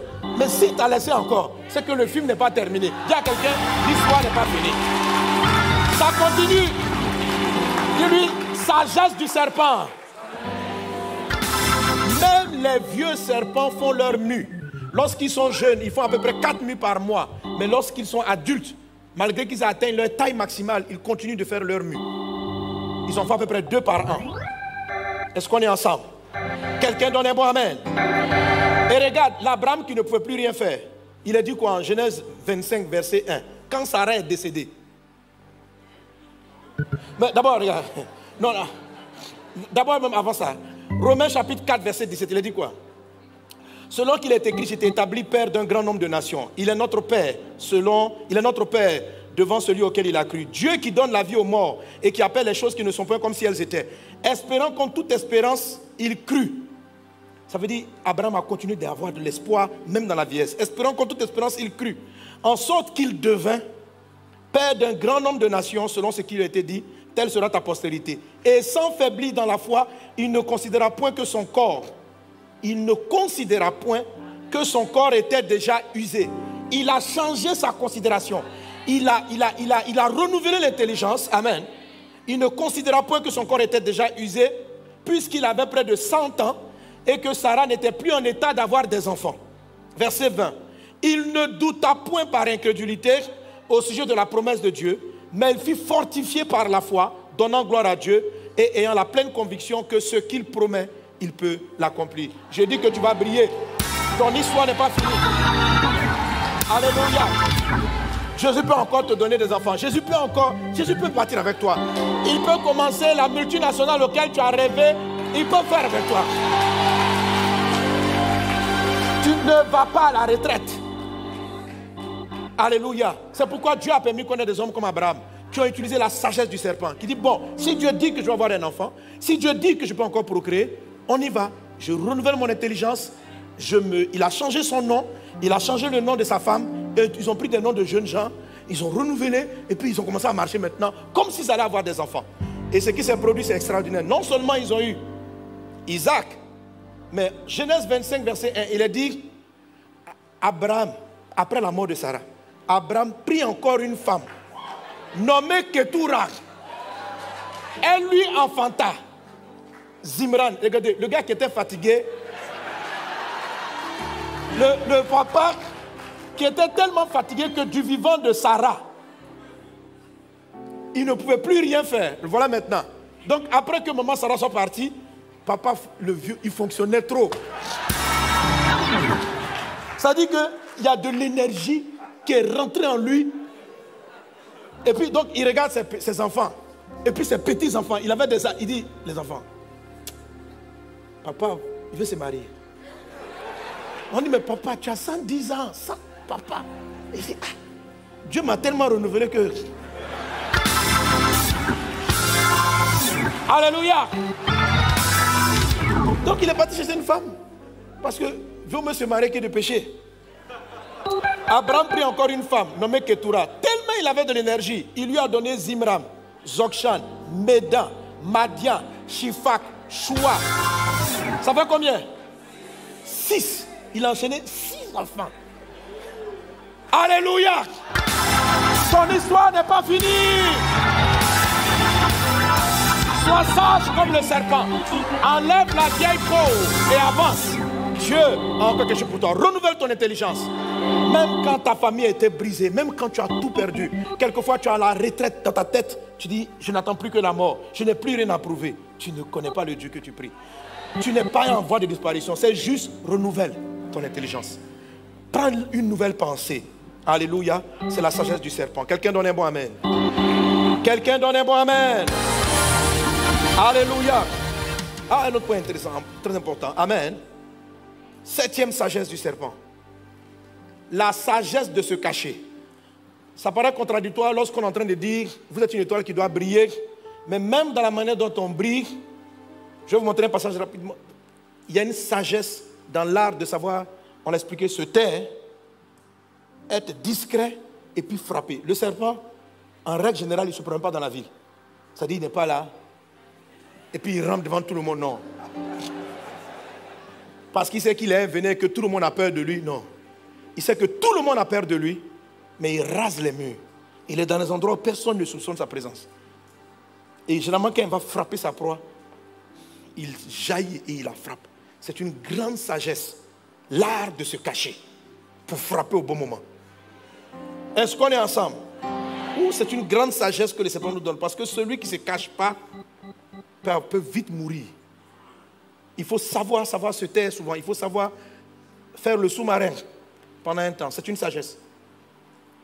Et on va voir des éléments importants. Alléluia. Regarde par exemple. Malgré que David ait été choisi pour dominer Israël, quand Saül chercha à le tuer, David s'est caché. David se cacha dans les champs. 1 Samuel 20, verset 24. C'était la nouvelle lune. Jean 8, 59, parlant de Jésus lui-même. La Bible dit à un moment donné, ils ont pris des pierres pour lancer contre Jésus. Jean 8, 59, il est dit, lisons ensemble. Là-dessus, il prit des pierres pour les jeter contre lui, mais Jésus se cacha. Alléluia. Et il sortit du temple. Amen, amen, amen. Amen. Et on peut lire de nombreux passages où les grands hommes de Dieu ont des saisons où ils savent rester discrets, faire le mort et puis à un moment donné apparaître. C'est une grande sagesse que le serpent a. C'est pourquoi il survit. Il sait qu'on ne l'apprécie pas. Il sait qu'on ne l'aime pas. Nous avons des ennemis dans le monde invisible. Voilà. Les gens ne sont pas là pour acclamer nos valeurs. Donc nous devons savoir nous abriter et puis savoir sortir au bon moment pour agir. C'est une sagesse de savoir se cacher. Jésus lui-même, malgré toute l'onction et toute la puissance qu'il avait, quand les gens ont dit qu'ils vont le lapider, il s'est caché. David, il était un roi, il savait se cacher. Il ne se cachait pas tout le temps. Mais ils ont l'art de savoir le moment où il faut faire profil bas. Est-ce qu'on est ensemble? Est-ce qu'on est ensemble? Un exemple très palpable, qui est très impressionnant. Et vous allez savoir pourquoi. Amen. Je vous invite à Matthieu chapitre 2, verset 1. Il est dit, Jésus, on lit ensemble, 1, 2, 3. Jésus étant né à Bethléem en Judée, au temps du roi Hérode, voici des mages d'Orient arrivèrent à Jérusalem et dirent, où est le roi des Juifs qui vient de naître? Car nous avons vu son étoile en Orient et nous sommes venus pour l'adorer. Alléluia. Donc vous savez que ces mages d'Orient-là, malgré la grande vision spirituelle qu'ils ont eue, ont failli entraîner la mort subite de Jésus. Ils ont vu l'étoile. Les mages sont des magiciens. Ce que Dieu m'a fait comprendre, c'est que lorsque Dieu choisit une personne qui va briller comme une étoile, l'étoile est perceptible dans le monde invisible très tôt, depuis sa naissance. Il y a des gens, toi tu ne sais pas, mais il y a des gens qui ont vu. Ce sont des magiciens. Il y a des magiciens, lorsqu'ils regardent, ils viennent se plier parce qu'ils sentent que tu transportes quelque chose de particulier. Mais il y en a d'autres. Quand Hérode a appris cela, la décision d'Hérode, c'était de tuer Jésus qui était qu'un enfant. Et parce qu'il cherchait Jésus, il a fait massacrer tous les enfants qui étaient dans la zone. Vous êtes des choix de Dieu. Tu as une étoile. Tu as une étoile. Il faut faire très attention. Tu es une étoile. Et le règne de Dieu, on dit, où est le roi des Juifs? Jésus a dit que Dieu a fait de nous un peuple de rois. Écoutez, il y a beaucoup d'attaques que tu subis, des renvois que tu subis, parce que tu n'as pas su te cacher autant qu'il fallait. Parce que tu as trop vite exposé, ou bien tu n'as pas su. Je veux que vous sentiez que le Saint-Esprit en vous va toujours vous dire, maintenant tais-toi. Même quand tu as fait beaucoup, si tu es sensible au Saint-Esprit, tu peux te dire, non, je suis dans une période où tout le monde m'apprécie. Mais il faut que tu aies cette sensibilité-là, qu'à un moment donné, tu dois savoir te taire. Et savoir faire profil bas. Pendant un temps. Il y a des moments où on doit vous voir sur Internet, il y a des moments où vous devez disparaître. Il y a des moments où vous devez faire des déclarations, il y a des moments où vous devez vous taire. Il y a des moments, et je bénis le Seigneur pour le pasteur Yvan. Dernièrement, il m'appelait par rapport à un sujet, il me dit, tu vois, ça, j'enlève. Ça ne parle plus en ligne. Pas parce que je renie mes principes, mais parce que ce n'est pas le moment que ça apparaisse. C'est une sagesse de serpent. C'est la sagesse. C'est-à-dire que, il dit ce n'est pas mauvais, mais ce n'est pas le moment que j'expose ces vidéos ou ce programme. Je dois savoir. Vous devez avoir cette sensibilité-là. Vous devez avoir cette sensibilité. Il y a la sensibilité de savoir, je peux rendre mon témoignage de ceci. Et puis moi, tu dois savoir, je ne dois pas parler. Je ne dois pas parler. Les mages, ne connaissaient pas les personnes venues. On a vu l'étoile du roi, on a vu l'étoile du roi. Il y a des gens qui ont pris ça très au sérieux. Et ils croient tellement dans l'histoire des étoiles qu'ils ont décidé de le tuer. Demain, normalement, donc, dans mon message, j'ai une partie où j'en parle. Comment gérer ce phénomène-là? Alléluia. Alléluia. Amen. Verset 13, il est dit, Matthieu 2, 13, il est dit, lorsqu'il fut parti, voici un ange du Seigneur apparut en songe à Joseph et dit, lève-toi, prends le petit enfant et sa mère, fuis en Égypte et reste-y jusqu'à ce que je te parle, car Hérode cherchera le petit enfant pour le faire périr. Donc quand Jésus était très petit et qu'il avait une certaine faiblesse, Dieu a dit à son papa, Joseph, va cacher Jésus en Égypte. Vous savez, les chrétiens qui ne comprennent pas la sagesse vont dire, non, nous sommes les fils, on est puissants, on règne. Qu'est-ce qu'il peut me faire? Ici, là, il s'agit de Jésus-Christ lui-même. Fils de Dieu, roi des rois originel. Dieu dit à papa Joseph, Joseph, cache-le. Fuyez le pays. Jésus lui-même. Parce qu'il y a des moments, pendant que vous êtes en phase ascendante, il se trouve que sur les sommets que vous visez, il y a des gens qui sont déjà là-bas. Et ils peuvent vous voir monter. Et de leur position, ils peuvent vous écraser. Il y a des églises qui ont été fermées. On leur a retiré les droits. Il y a des pasteurs qui ont été poursuivis pour avoir trop parlé quand il ne fallait pas parler. Pour s'être exposés trop tôt. Parce qu'il y a des gens qui sont toujours... Hérode pouvait tuer Jésus en ce moment. Il était plus puissant. Mais Jésus a atteint une dimension où on ne peut plus lui faire. Donc quand nous montons pour aller briller, il faut savoir que les positions qu'on va prendre sont déjà occupées par des sorciers. Hérode n'a pas craint pour lui, parce qu'il se dit que l'enfant est trop petit. Mais il a voulu maintenir. Et puis le roi des Juifs, ce n'était même pas un roi qui allait lui faire la concurrence. Mais il a eu une haine. Et il a décidé de le tuer. Et les gens savent ça. Et il y a beaucoup d'attaques de sorcellerie à cause des étoiles. Beaucoup de gens viennent vous draguer, les sœurs, pour votre étoile. Des hommes sont collés à toi à cause de ton étoile. Bon, amen à l'étoile, pas amen aux gens qui viennent te tuer. Amen. Souvent ta fille est trop belle. Quand ta fille est très belle, arrête de la présenter sur Internet. Oh ma fille, mais quelle beauté, quelle beauté. C'est que tu vas enchaîner. Quand tu as une grossesse, il ne faut pas te filmer, regarder, je suis enceinte, oh là là là là.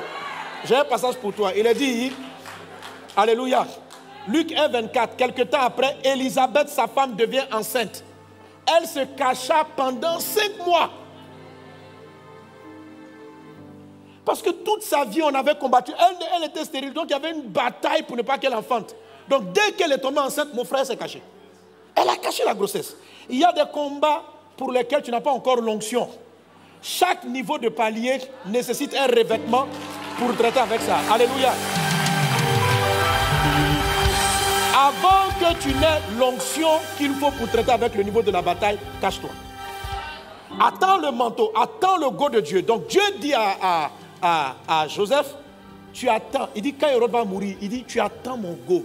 Quand je te parlerai, c'est là que tu vas bouger. Effectivement, Joseph s'est plié à cela. Se cacher jusqu'au bon moment. Et après, Jésus est revenu sur place. Il faut savoir se cacher. C'est une sagesse du serpent. Le serpent sait se camoufler. La sagesse du camouflage. Est-ce qu'on est ensemble? Alors, quelles sont les raisons qui montrent qu'il faut savoir se cacher? Se cacher lorsqu'on sait qu'on n'a pas encore reçu le manteau. On n'a pas encore la force. Il faut savoir être discret. Voilà. Tu as trouvé une invention merveilleuse. En fait, le serpent sait se cacher et il sait cacher ses enfants. Ok? Tu as une idée brillante. Voilà sur Internet. Imaginez que nous faisons ceci, nous faisons cela, nous faisons cela. Les gens te regardent et disent, quel est ce gars, il a fait quoi? Mais le nombre d'oppositions. Tu vas même pas savoir pourquoi ton patron te renvoie.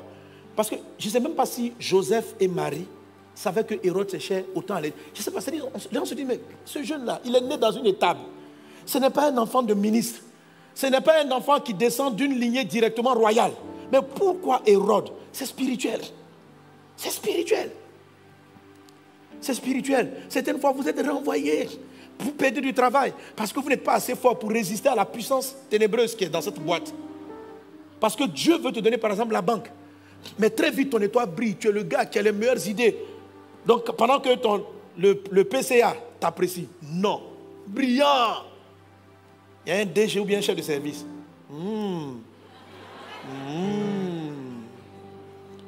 Donc souvent, quand les gens parlent trop, bon, premièrement, il faut te cacher quand tu es faible. Deuxièmement, il faut te cacher, il faut cacher tes projets lorsque tu ne sais pas trop les personnes avec lesquelles tu vas parler.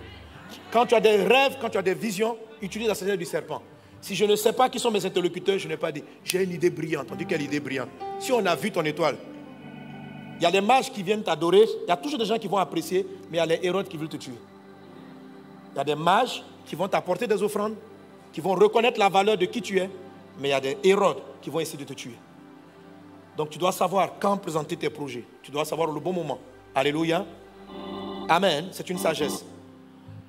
Il faut savoir te cacher lorsque tu connais de grands succès. Après, par exemple, souvent un gros événement où tout le monde t'a applaudi, t'a apprécié, le monde a célébré ton intelligence, ta sagesse, ton savoir-faire. Quand tu viens de recevoir une grosse récompense au travail, meilleur employé de l'année, meilleure vendeuse, au moment où on t'a dit meilleur, il ne faut pas marcher dans la boîte maintenant comme ça là.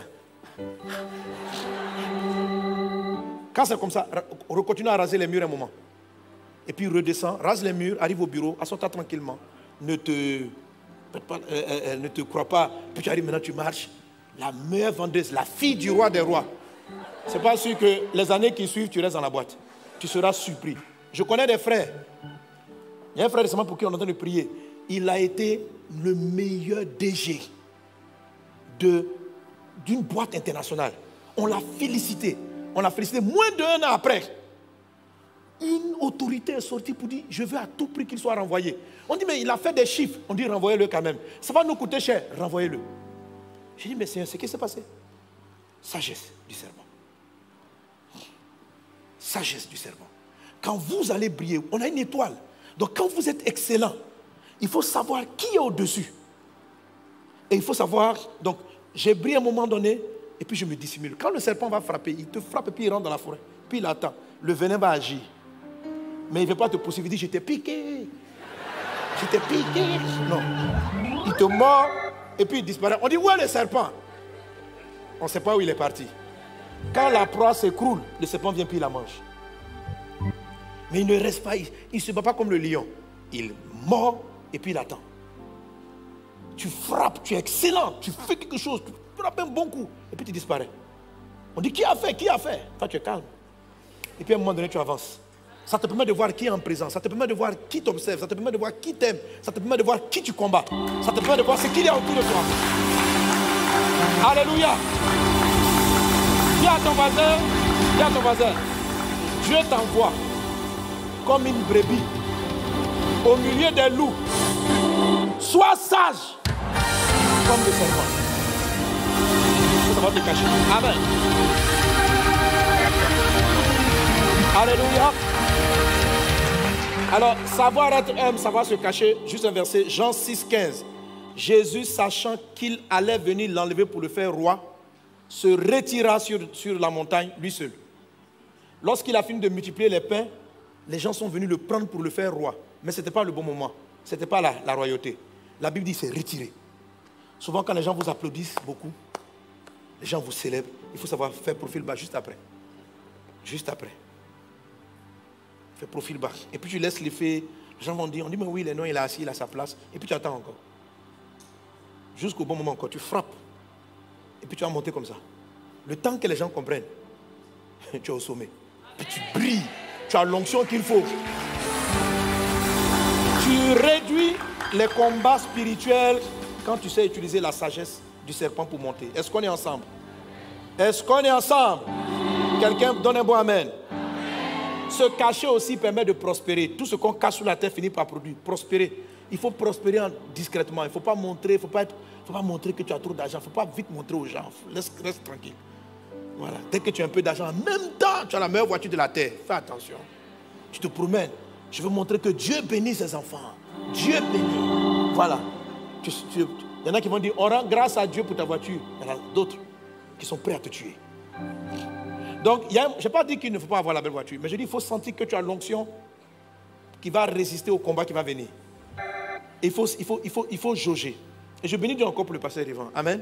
Pendant toute l'évolution, je l'ai vu tout le temps agir comme ça. À un moment donné, souvent, quelquefois, bon bref, je vais laisser. Non, sérieux. Mais c'est-à-dire, il y a des choses que Dieu lui a données, et puis il me dit, je ne vais pas utiliser ça maintenant. Il dit ça souvent, il dit, je ne vais pas utiliser ça maintenant. Ou bien il dit à Maman, non, pas ça maintenant. On ne fait pas ça pour le moment, attendons un peu.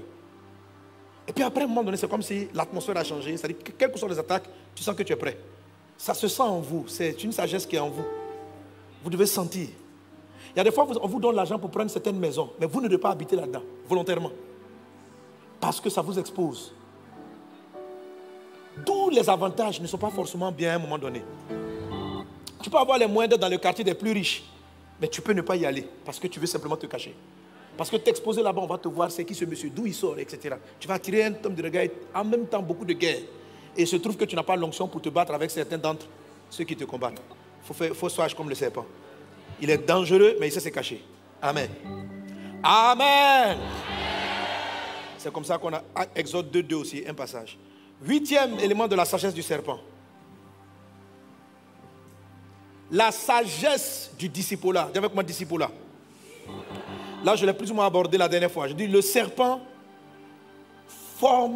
enfante des serpenteaux qui ont les mêmes caractéristiques que lui. C'est-à-dire, un bébé serpent a du venin. Un bébé serpent est dangereux. Un bébé serpent sait qu'il faut se cacher. Un bébé serpent, vous n'allez pas voir un bébé serpent venir se promener dans la ville parce qu'il ne sait pas de quoi il s'agit. Déjà, il est né averti. Déjà, il est né en étant conscient de certaines choses. C'est-à-dire, le serpent a développé l'art d'enfanter sa photocopie.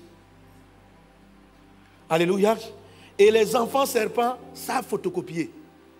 Je crois que c'est la raison pour laquelle l'apôtre Paul est arrivé à un niveau, et moi je vous exhorte à le faire. L'apôtre Paul dit, imitez-moi comme j'imite le Christ. Il y a des fois quand Dieu vous donne un certain leader que vous voyez qu'il faut l'imiter. Je ne vais pas dire de le prendre comme exemple. Le mot imiter, c'est plus qu'exemple. Hein. C'est la façon dont tu me vois traiter le sujet, il faut copier. Faut pas dire, parce que tu sais que moi-même, mon modèle principal, c'est Jésus-Christ, copie. Imitez-moi comme j'imite le Christ. Les petits serpents imitent leur maman. Ils imitent leurs parents. Ils n'essaient pas d'apprendre de leur histoire. C'est-à-dire que dès qu'ils arrivent, il y a beaucoup de choses qu'ils ne savent pas. Ils copient. Papa se cache, il se cache. Il y a des espèces animales, dès qu'ils accouchent, les enfants ne savent pas, ils sortent, puis ils se font tuer, écraser sur la route, parce qu'ils ne savent pas de quoi il s'agit. Mais les serpents, il ne faut pas cette erreur. Alléluia. Il ne faut pas cette erreur. C'est une sagesse. Parce que les parents enfantent des disciples et les enfants qui sont sortis sont des disciples. Est-ce qu'on est ensemble? Un disciple, c'est un élève. Un disciple, c'est un élève qui copie ce que le parent est.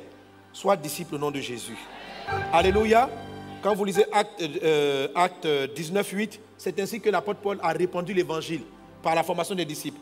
La Bible dit les gens le combattaient, le décriaient, mais la Bible dit, mais comme quelques-uns restaient endurcis et incrédules, Acte 19, verset 9, mais comme quelques-uns restaient endurcis et incrédules, décriant devant la multitude la voix du Seigneur, il se retira d'eux, sépara les disciples et enseignant chaque jour dans l'école de nommé Tyrannus. Cela dura 2 ans, de sorte que tous ceux qui habitaient l'Asie, juifs et grecs, entendirent la parole du Seigneur. Amen.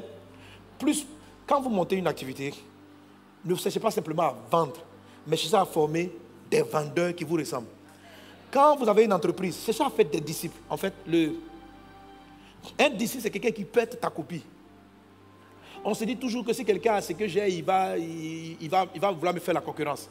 C'est quelques-uns, c'est le moins, c'est les plus petits. Mais la grande majorité des gens, sur 12 disciples, il y a un qui était déloyal. Il y a quand même 11 qui sont loyaux. Alléluia.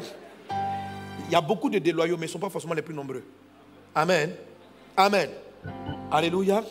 Le monde a été touché. Paul a bouleversé le monde par le nombre de disciples qu'il avait. Il prenait le temps. Donc prenez le temps, quand vous êtes pasteur, de former des disciples. Gagnez les âmes, faites des grandes croisades, mais ayez des réunions. Enseignez-leur ce que vous êtes. Qu'ils vous suivent, qu'ils vous accompagnent, qu'ils vous copient. Et l'œuvre va croître. Les disciples permettent de perpétuer une œuvre. C'est comme ça que les serpents résistent. Ils enfantent beaucoup de disciples. Amen. 9e sagesse. Le serpent a une grande réputation. La sagesse de la réputation. Dis avec moi, la réputation. Amen.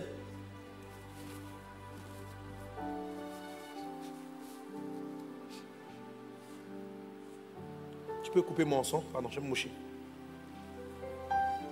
Merci.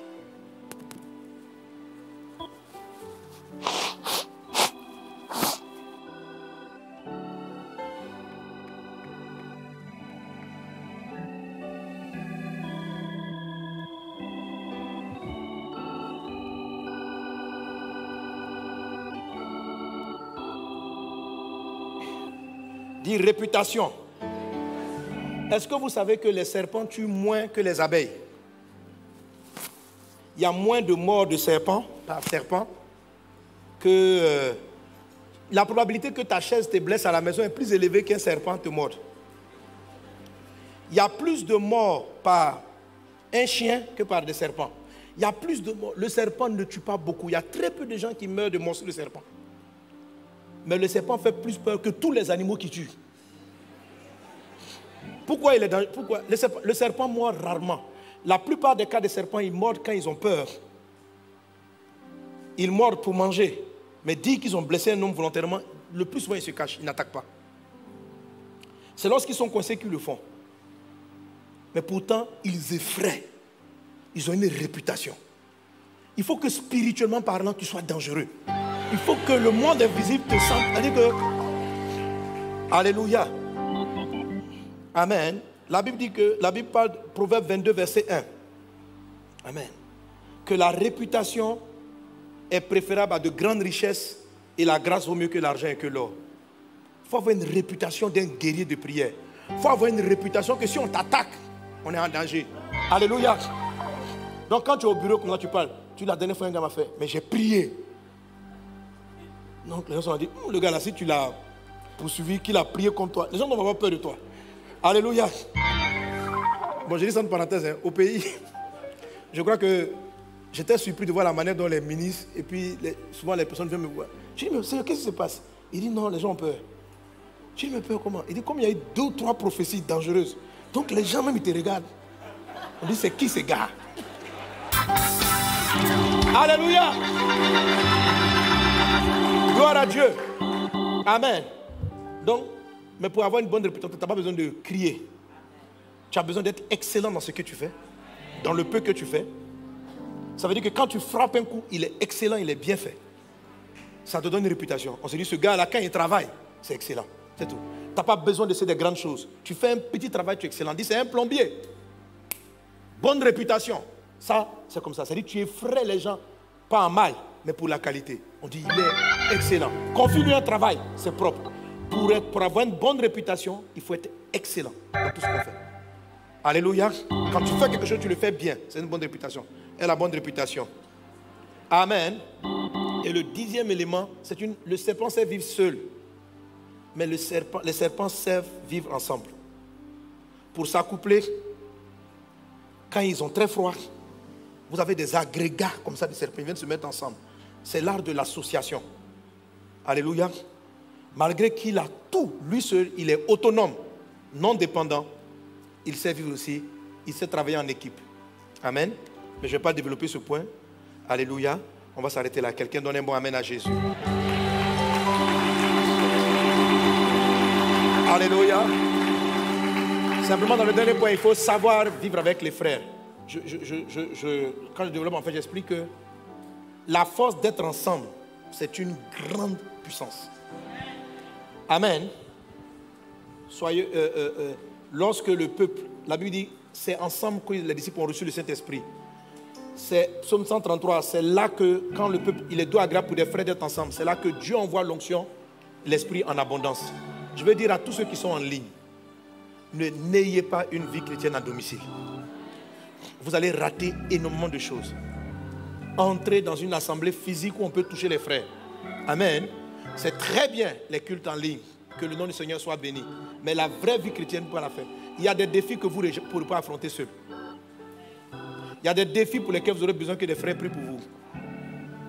Il y a des défis où vous serez obligé d'utiliser ce qu'on appelle la prière d'accord. Lorsque Moïse, malgré tout ce que Dieu faisait avec lui, il a eu besoin de Aaron pour aller prendre l'Égypte. Il a eu besoin de Myriam. Lorsqu'il est monté sur la montagne pour se battre contre un démon comme l'esprit Amalek, il a eu besoin de Aaron et Hur pour lui tenir les bras. Il y a des batailles que tu ne dois pas traiter seul. Alléluia. Si tu refuses la 10e sagesse, il y a un niveau où tu ne pourras pas briller. On a besoin d'avoir souvent un monde derrière soi, des gens qui prient pour toi. Alléluia. Pendant que je suis là, il y a une équipe qui prie pour moi. Il faut prier.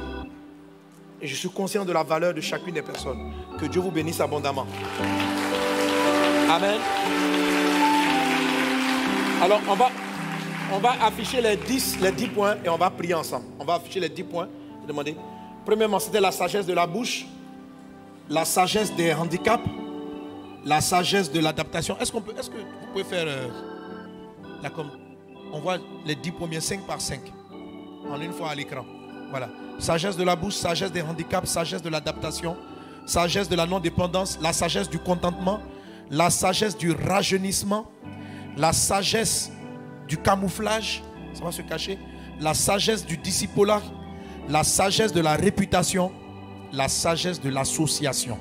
Je reprends. La sagesse de la bouche, la sagesse des handicaps, la sagesse de l'adaptation, la sagesse de la non-dépendance, donc l'autonomie, la sagesse du contentement, la sagesse du rajeunissement, la sagesse du camouflage ou l'art de savoir se cacher, la sagesse du discipulat, former des disciples, la sagesse de la réputation, la sagesse de l'association. Alléluia. Amen. Il y a encore plus, il y a encore d'autres éléments de la sagesse, mais c'est ces 10 points-là que j'ai voulu partager avec vous. Amen. On va se tenir debout, on va prier le Seigneur Jésus. On va dire, Père, Seigneur Jésus, toi qui nous as recommandé dans ce monde d'être sages comme les serpents, accorde-nous la grâce, Seigneur Dieu, de développer cette sagesse. Cette sagesse, elle est déjà en toi. Ce n'est pas quelque chose d'étrange. Elle est déjà en toi. C'est les aspects de la sagesse divine. Et la sagesse divine est en toi. Il faut simplement que tu laisses le Saint-Esprit les appliquer en toi. Amen. La puissance de tes paroles. On a parlé du fait de savoir se taire et de savoir parler quand il faut parler. Du fait de savoir confesser en soi-même les victoires de Dieu. Ensemble, élevons nos voix et prions. La Bible dit si quelqu'un manque de sagesse, qu'il la demande à Dieu et qu'il la demande sans douter et il va la recevoir. Donc nous sommes totalement dans notre droit. C'est la volonté de Dieu que nous lui demandions de nous accorder la sagesse. Si quelqu'un manque de sagesse, qu'il la demande. Ensemble, demandons à Dieu de manifester cette sagesse divine au nom de Jésus. Élevons nos voix et prions. Père céleste, Dieu vivant, nous t'appelons. Papa, toi qui nous rends sages, toi qui nous rends sages, toi qui manifestes en nous la sagesse divine, nous voulons t'invoquer. Tu nous as recommandé, tu nous as dit, soyez sages comme le serpent. Et nous venons d'étudier, Seigneur Dieu, cette sagesse que tu as donnée à cet animal. Et nous voulons, Père, fonctionner pour briller, pour nous multiplier, pour croître, pour faire avancer ton royaume, pour manifester ta lumière dans le monde entier au travers de cette sagesse. Merci pour la sagesse de la bouche, de la parole. Merci de l'art du silence et du parler quand il faut parler. Merci Saint-Esprit parce que tu nous accordes cela. Oh Dieu, tu nous accordes des paroles efficaces. Tu nous accordes des paroles puissantes dans le nom de Jésus. Merci parce que là où nous sommes faibles, tu nous rends forts. Merci pour la sagesse de la gestion des handicaps dans le nom de Jésus-Christ de Nazareth. Nos faiblesses sont transformées en force par la puissance du Saint-Esprit. Nos handicaps sont transformés en tremplin. Nos limitations deviennent des illimitations. Nous pouvons aller de l'avant. Nous n'avons aucune limite parce que tu es en nous. Comme l'apôtre Paul, nous pouvons dire, je puis tout par celui qui me fortifie. Merci Seigneur Jésus pour la sagesse. Merci pour la sagesse de l'adaptation. Merci pour la sagesse de la non-dépendance. Apprends-nous Seigneur Dieu à ne dépendre que de toi. Tu es notre source de vie, de notre ressource spirituelle, émotionnelle, physique Seigneur Dieu. Comme l'apôtre Paul, nous pouvons dire, nos mains ont pourvu à nos besoins et aux besoins de ceux qui sont avec nous. Père, rends-nous non dépendants, Seigneur Dieu, mais de ne compter que sur toi. Tu es notre seule source dans le nom de Jésus. Merci Père pour la sagesse du contentement. Merci parce que tu nous sais apprécier les choses faibles, voir ta gloire lorsque tout semble obscur, briller dans les ténèbres. Lorsque les conditions ne sont pas réunies, nous continuons de briller. Lorsqu'elles sont réunies, c'est tant mieux, nous brillons. Merci pour la sagesse du contentement. Merci pour la sagesse du rajeunissement. Oh Dieu, nous ne partons pas à la retraite dans notre tête. Notre intelligence est renouvelée dans le nom de Jésus-Christ. Et nous sommes toujours jeunes, pleins de vigueur pour produire à nouveau des enfants, pour enfanter des entreprises, des projets, des idées, pour écrire des livres, de composer des chants, manifester dans le sport, travailler. Nous sommes tout le temps productifs, créatifs, parce que notre intelligence est renouvelée. Dans le nom de Jésus. Merci de la sagesse du camouflage. Nous savons nous taire quand c'est le temps de nous taire. Nous savons nous cacher, Seigneur Dieu, et paraître au bon moment. Donne-nous cette sagesse. Apprends-nous, oh Dieu, à savoir la sagesse du camouflage. Merci pour la sagesse d'enfantement des disciples. Merci Seigneur Jésus. Apprends-nous à forger des disciples, des enfants spirituels qui nous ressemblent, qui marchent comme toi, Seigneur Dieu. Donne à cette communauté des disciples, des fils et des filles comme leur Père spirituel, marchant dans la crainte de ton nom, manifestant les valeurs du royaume, imposant le royaume de Dieu partout où ils sont, libérant là le parfum de Christ à travers le monde au nom de Jésus. Merci Seigneur pour la sagesse de la réputation. Rends-nous forts, rends-nous excellents dans tout ce que nous faisons. Que dans les petites choses que nous faisons, nous soyons bons comme le serpent. Il fait peur parce que pour le peu de proies qu'il a mordu, le monde a été effrayé. Donne-nous d'être excellents dans tout ce que nous faisons afin de dégager l'image de la réputation. Merci pour la sagesse de l'association. Merci parce que nous savons travailler en équipe, nous savons marcher en équipe, nous savons fonctionner comme des frères et des sœurs, nous savons être ensemble. À toi seul la louange, la gloire, l'exaltation au sein des siècles. Merci Père, au nom de Jésus. Amen. Alléluia. Gloire à Dieu. Amen. Voilà. Si tu n'as pas, tu vas l'avoir ces 10 points là en ligne. On va les citer comme ça ou bien bon. Sois dit aux gens si tu peux même, voilà, tu fais une photo. Amen. Et puis, dès que tu vas voir les titres, l'enseignement va te revenir. Que Dieu te bénisse abondamment. Alléluia. Gloire à Dieu. Qui veut manifester la sagesse du serpent? Nous allons briller à tout point de vue. Alléluia. Alors nous allons rendre grâce à Dieu. Nous allons semer par rapport à cet enseignement. Nous allons apporter une offrande. J'ai cité 10 points. Nous allons faire une offrande à partir des multiples, des dizaines de 10. Alléluia. Par rapport à ces 10 points. Amen. Par rapport à ces 10 points. Par rapport à ces 10 points. Même si tu les as déjà, tu peux les amener à un autre niveau. Tu peux les augmenter dans le nom de Jésus. Tu peux augmenter la puissance de tes paroles. Tu peux augmenter ta capacité à transformer tes handicaps en force. Tu peux augmenter ton adaptabilité aux situations. Tu vas préparer une offrande avec les chiffres de 10. Donc 10 euros, 100 euros. Amen. 100 euros, 1000 euros, 10 000, etc. 110 euros, etc. Alléluia. Voilà. Amen. Si 100 euros, c'est suffisant, mais de 100 passer à 1000, c'est compliqué pour toi d'aller à 1000. Va faire du 110, fais 120, fais 2 fois 100, 200, 300, 400. Alléluia.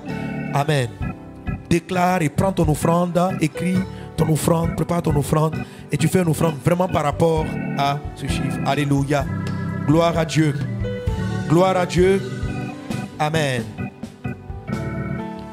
Alors, ce sont des chiffres, lorsqu'on parle des chiffres comme ça, ce sont des actes symboliques. Ce n'est pas une affaire de biblique ou une affaire de prophétique. Ce sont des déclarations prophétiques. Alléluia. Et des éléments sur lesquels nous appuyons notre foi. Amen. Comme Jésus a dit, il a regardé les 10 lépreux, il a dit, allez faire une offrande chez le sacrificateur. Et ils se sont levés et sur la route, ils ont simplement été guéris. Et il y a un qui est revenu pour être reconnaissant à Dieu. Ce sont ce qu'on appelle des pas de foi, des actes de foi. Amen. Et l'acte de foi que j'ai à cœur aujourd'hui, c'est de nous demander donc de poser une offrande qui nous rappelle cela. Mais donne un don qui marque ton cœur et qui marque ton esprit, qui font que ces 10 points-là, tu les valorises et tu ne les oublies pas. Amen. Voilà, tu ne les oublies pas. Amen. Peut-être que tu vas oublier comme ça de les citer. Tu vas oublier d'ici demain, tu ne peux pas les citer les 10 de mémoire. Ce n'est pas évident. Mais tu bénis là et l'esprit va opérer. Et chaque fois que tu vas trouver devant une situation, les éléments vont revenir. Amen. Alléluia. Tiens ton offrande, tiens-la dans la main. Si tu es en ligne, que tu vas faire par les moyens, lève la main, lève simplement la main. Merci Seigneur Jésus, merci pour ta sagesse, merci pour ta grâce. Nous venons par ces offrandes te dire merci pour ta parole, merci pour cet enseignement sur les 10 principes de sagesse du serpent. Merci Seigneur Dieu, agrée nos offrandes, reçois-les favorablement. Nous voulons briller, nous voulons prospérer en dépit des temps, des circonstances. Nous voulons manifester ta gloire. Merci pour cette grande parole que tu nous as dite. Soyez sages comme les serpents. À toi seul soit la gloire au siècle des siècles. Agrée nos offrandes, reçois-les favorablement au nom de Jésus. Amen. Alléluia.